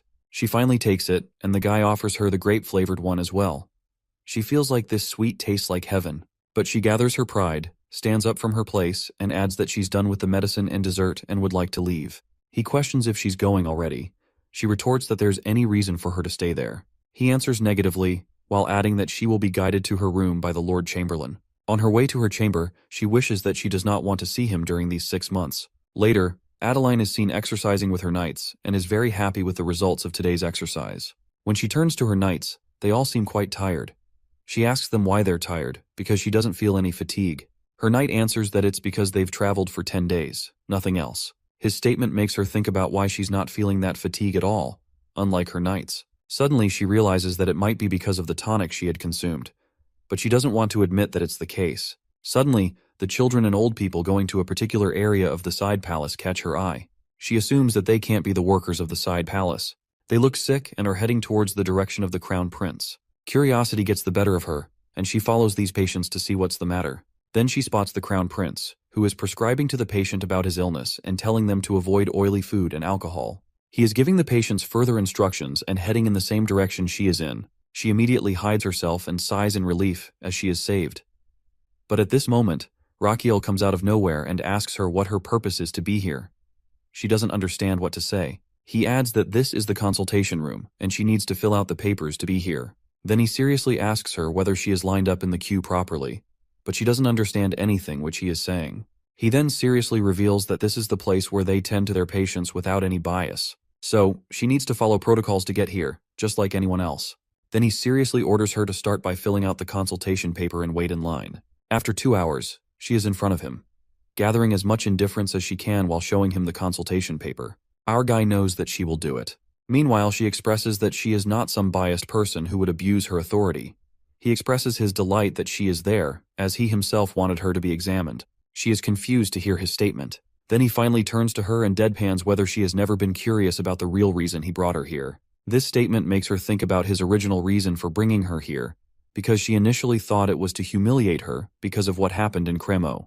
On the other hand, he is quite smug to see that contemplative expression on her face, before he wants her to realize her symptoms by herself. In his imagination, he sees Garden telling Damien that he had a crazy overmoney kind of illness, which he had declined because he didn't find himself ill. But the next morning, he fell down in a pool of blood. So it is necessary for her to realize the symptoms by herself, because if he approached the topic of treating her out of nowhere, she wouldn't cooperate. Then he deadpans that she will die in 2 years, which leaves a terrified expression on her face. She nervously tells him that it feels like he's cursing her, but he lies to her, saying that they know this truth because of the intelligence department of the imperial family, which knows everything, even about the royal family of Amboise. So they detect the early symptoms of the serious illness in her that will cause her death. After listening to all of this nonsense, she is quite furious, as she was about to see him in a new light after witnessing how he treats patients. But she doesn't expect him to throw this kind of ridiculous joke at her. She shouts whether he is mocking her.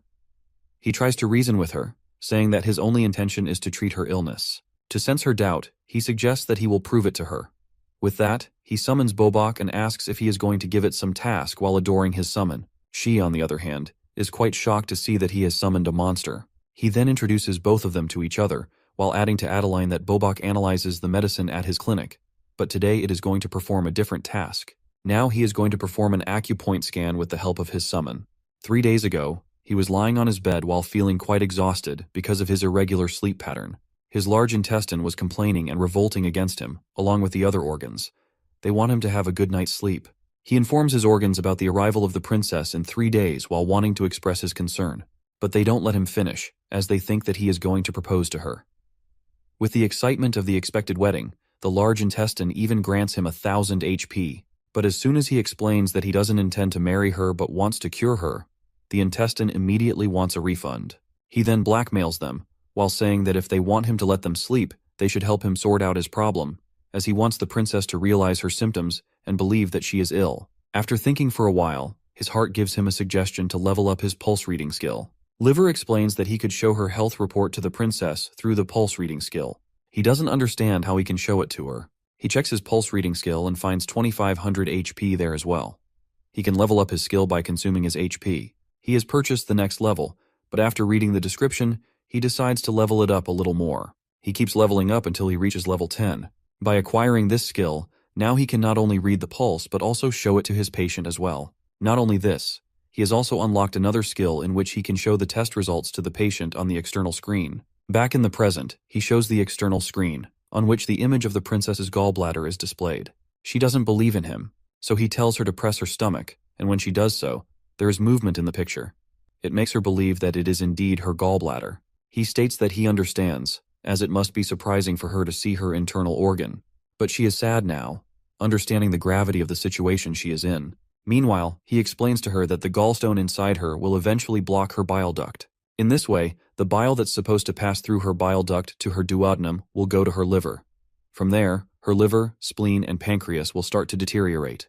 In the last, he deadpans that she needs to be treated to avoid this. She, however, asks him his reason for treating her. He explains that she is the master key to maintaining peace between the imperial and royal families, so he wishes her to become a queen and be healthy to lead her country. She then asks him his method of treatment if she agrees to it. At that, he is going to punch her, but she catches his hand in the middle and breaks it. He yells at her, saying that he was just going to show her his treatment method. She doesn't understand what kind of treatment method it is. He then punches his stomach and tells her that she has to do it. She doesn't understand how this treatment will work, as it seems like a plan to kill her. Unbeknownst to her doubt, he further asks whether she can discharge mana while punching herself, to which she answers affirmatively. He then starts to explain about the external impact wave, which is a kind of treatment he will be using to treat her gallstone. As she discharges mana from her fist, he will guide that mana with the help of Azrahan core technique. She doesn't understand what he is talking about. Rakiel, who has already practiced this technique with Damien, explains further that when she discharges mana toward her stomach, he will guide that mana directly to the gallstone inside her gallbladder. In this way, he can remove the gallstone from her gallbladder. She asks him to let her go after the treatment if he wants her to comply with the treatment, which he agrees to. She is shocked to see that he agrees to her demand so easily. He replies that once she is treated, he wouldn't have any reason to keep her there. On the other hand, she is stunned, as she had assumed she would be stuck there. Unbeknownst to her thoughts, he offers her to go to another consultation room as there is a crowd there. Inside the other room, he demands that the princess show her back to him so that he can examine the location and size of the gallstone, and she complies. After checking her up, he asks her to clench her fist and place it on her stomach. After doing this, it is time for her to hit her stomach. He asks her to shape her mana into a sharp needle when she is discharging it into her fist to her stomach. He asks whether she can focus on one point, which she answers affirmatively. She finally hits her stomach but is amazed to feel that it doesn't hurt at all, as it feels like the gallstone has gone from her stomach to somewhere else. Then he asks her to see the CT scan image of her gallbladder, where the gallstone is now cracked. He tells her that she is doing well, so she needs to do it again. After trying multiple times, he stops her as her gallstone has completely crumbled down. Rakiel, who is tired, still praises her for doing well, which brings a smile to her face. He then concludes the treatment, saying that the crumbled gallstone will be discharged from her body naturally. She is baffled to hear it, as she assumes that there is one more stone to break. But when she turns to him, he looks like a ghost. Now she realizes that the mana she discharged was absorbed by him. She shakes him vigorously while asking about his well-being. He tells her that he is fine while thinking that her mana is stronger than he expected. To see his condition, she asks his purpose for pushing himself to his limit. He weakly replies that it's because she is his patient. She doesn't understand, but he again emphasizes that as long as she is receiving the treatment, she will be his patient, which stuns her. Then he weakly adds that he needs to rest before he faints, while she tries to call for him. After a while, our guy is sleeping on his bed when Garden checks on him. He informs Adeline that he is all right, as he has neither a fever nor breathing problems. Adeline asks about the cause of him not waking up yet. He answers that it is because his body is naturally weak, and on top of that, he pushed it to its limit.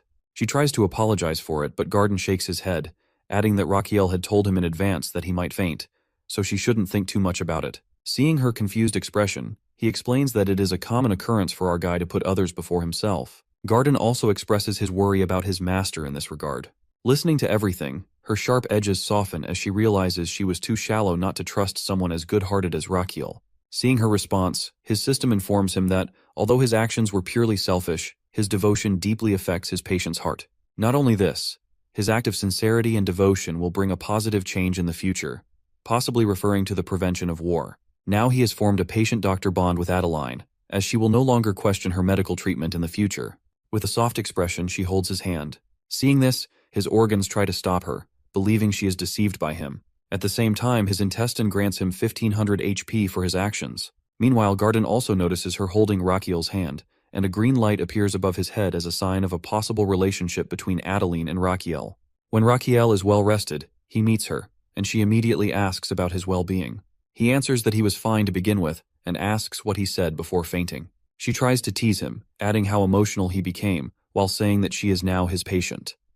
Embarrassed, he stops her from saying anything further. He then informs her that he will spend his afternoons treating her, as he has rested. He is also determined not to lose consciousness this time. She also expresses her trust in him, saying that if he says the gallstone needs to be removed, she will trust his judgment and treatment from now on. She thanks him afterward, which embarrasses him once again, as he did this for his own goals. Afterward, he is seen treating Adeline numerous times, using the Azrahan core technique to absorb the external mana impact. As a result, he not only levels up his Azrahan core but also expands his slots. After a few days, he successfully destroys 15 gallstones and looks like a carcass as a result. Now he is at level 6 in the Azrahan core technique, with 15 liters of space in his mana slot. He thanks her for her cooperation, mentioning that only one gallstone remains to be destroyed. He adds weakly that her mana impact is very powerful to begin with. She responds that she feels awful hearing this. He replies that she should be thankful to him instead. Hearing this, she misunderstands, as she is thinking that he wants a reward for his actions. But he clarifies that what he really wants is for her kingdom not to start a war with theirs. Hearing this, her expression changes, and he asks, why is that? She explains that she's never met anyone like him in her entire life. He doesn't understand her subtle meaning and takes his leave, as he has a patient to discharge. The said patient is none other than his father. They are in a separate room where he has also brought the archbishop to perform sacred blessing magic. The next moment, after receiving the blessing, the emperor sits up. He asks for a piece of paper, as he doesn't have much strength to speak. After reading the contents of the paper, he is completely stunned. The emperor asks which date he chose to go with the princess, while mentioning that he heard about him visiting her while he was lying in bed. On the other side, the prince doesn't understand a thing his father is implying. His father reveals that he is talking about the Princess of Amboise. He starts to say that he doesn't know what he told the envoy of Amboise to convince him to send their princess here. But it is irresponsible on his part to proceed with the matter of marriage without any consultation when he is going to be emperor one day. Now our dude thinks about everything as how everyone in the palace looks at them and realizes that everyone assumes that there must be something going on between them. He contemplates this for a moment and concludes that bringing up the matter of a non-existent war would be an absurd idea. So he exclaims that the emperor is right about his mischief, as he has taken advantage of his condition by bringing the princess here, only for him to be rejected by her in the end. The emperor is furious to hear that he was rejected after going to such lengths, and he dramatically tells the archbishop to heal him again. On the other hand, our guy is trying to slip away before his father's lecture gets underway. Before he can get away, his father catches him and gives him a long lecture about his responsibilities as crown prince. Meanwhile, the emperor's subordinates notice that his right nostril is twitching slightly, meaning the scolding is just a pretense, which means that he is, in fact, proud of his son. Our boy just wants this drama to end since he isn't even the emperor's son to deserve such warm treatment. To wrap it up, he tells his father that he understands everything and now needs to take his leave, as his patient is waiting for him. The emperor allows him to go. Before leaving, he reminds his father again to be careful, mentioning that someone tried to kill him, so he needs to stay extra cautious, and the emperor agrees. Meanwhile, a knight from Amboise is rushing toward the Magentano Empire to inform the princess about the current situation in her country. Inside the side palace, our boy is complaining to his patient that he was beaten 500 times, which means that he always fainted from the force of Princess Adeline's mana during her treatment. On the other hand, she insisted on one more hit so they could finally finish this off. He agrees with her, and at last, he has guided her mana to destroy her gallstone. This time, finally they've done it. His system congratulates him on withstanding those 5-1 external mana shockwaves. As a result, he has awakened the Azrahan martial technique known as Indestructible. According to this technique, he can become indestructible for 5 minutes each day. His exhausted organs are thrilled to gain that skill and grant him 2200 HP. He then turns to the princess and informs her that she can't relax yet because her treatment isn't over. He realizes that if she developed a gallstone at such a young age, she could easily develop another one. He then asks Garden to bring Injinho decoction, which she needs to take consistently for 2 weeks. He also needs to check if her body will tolerate it well. At this moment, he gains a life bonus for successfully saving the princess's life. Beyond that, he has done it for peace, so she could ascend the throne and prevent war. He is happy, while thinking that he might finally enjoy a life of riches, but destiny seems determined to keep him on his toes. Just then, a messenger bursts through the door to inform him that Adeline received a message from her hometown. To their horror, he informs them that Jabilian, a cadet royal from the kingdom's western region, has declared rebellion against the country. That man believes the current royal family is weak, given they surrendered to the crown prince's absurd demand to send the princess there. Our boy is quite depressed to hear that this has happened despite all his efforts to prevent it. Meanwhile, the princess asks about the current situation. The messenger replies that the war has already started, and that the central army is trying to establish a defense at the Valo fortress. As a result, more soldiers than expected are injured, with high casualties. Upon hearing this, the devilish side of our hero immediately feels excited to treat those injured soldiers as a way to extend his life. He even gains 100 HP for his wild idea from his organs. He knows that what's happened is beyond his control. The main thing he can do now is take advantage of the situation. With this thought, he turns to the princess and dramatically expresses his sorrow over the events in her country. He grants her permission to return to her homeland, but insists on going with her so he can heal the injured soldiers as the army doctor. Hearing his words, she thanks him sincerely, which embarrasses him. To shake off the feeling, he tells her to prepare for their departure. The scene shifts to the army camp, where a carriage has just stopped, and a very fat man steps out, while complaining about how shabby the place is. It is revealed that this chubby person is none other than our crown prince, Raquiel, who is missing the comfort of his luxurious carriage. Beside him stand his 2 trusted men, Damien and Garden. Garden still insists that he go back to his empire, but when he calls him Your Highness, Raquiel warns him to use his new identity by calling him Young Master Rihan. The scene flashes back to a few days earlier, when they had completed their preparations for departure. The princess sees Raquiel enter the room in the disguise of Rihan Belkin. When he tells her to move, she questions his identity, not recognizing him in his disguise. When he replies that he is the crown prince, she doesn't believe him and asks the guard to arrest him. He finally convinces her by reminding her about their treatment sessions, a detail known only to the 2 of them, and she immediately recognizes that he is indeed the crown prince. Gardan also comes up behind him, affirming to the princess that he is indeed the crown prince. Our guy reveals that this new identity is granted to him by his father. It is revealed that he goes to his father to ask for permission to go to Amboise. He informs him about the ongoing civil war in Amboise and expresses his intention to infiltrate their military operation under the guise of a military doctor. The emperor asks him what he hopes to gain by helping Amboise soldiers. He answers that he can observe their military tactics, command structure, and administration while staying in the safe zone as a doctor. Now the emperor's nostril is twitching, which is a clear sign of his pride for his son. He knows his father will allow him to go, as he truly enjoys putting his son to the test. He tells everything to the princess, while adding that he transformed his appearance with the help of the palace mage, which is only an illusion. She also checks his documents, which identify him as a fallen noble with medical training with top score. On their way to Amboise, Damien asks about the clinic that both Gardan and Raquiel are leaving behind. Gardan informs him that Agnes is well trained to run the clinic for a few months, as they have spread the rumor that Raquiel is sick and needs rest. Noticing Damien's expression, Gardan asks what's on his mind. He expresses concern about whether Agnes is receiving bonus pay for the extra duty hours, which makes Gardan break into a sweat. Meanwhile, he's thinking that being a doctor isn't an easy feat. Finally, after a few days, they reach Amboise, and with Adeline's help, he is assigned to the rear camp for the wounded. Before heading to his duties, he hands Adeline the recipe for Injun Hotang and instructs her to take it regularly. When they enter the camp for the wounded, he's surprised to find no other medics besides himself. Afterwards, he's horrified by the condition of the soldiers. A man responsible for caring for the injured soldiers asks about their identity, as he assumes that they are superior officers. Raquiel introduces himself as the military physician, but the caretaker shows ignorance regarding his arrival. He then asks the caretaker about the current situation of the camp, and the caretaker indifferently replies that everyone inside is dead. He even glances inside to see if anyone is alive. Hearing this, Raquiel demands an explanation. The caretaker, as heartless as he seems, explains that they need to make space for the next batch of injured soldiers, and the only way to do so is when the injured who occupy the camp die.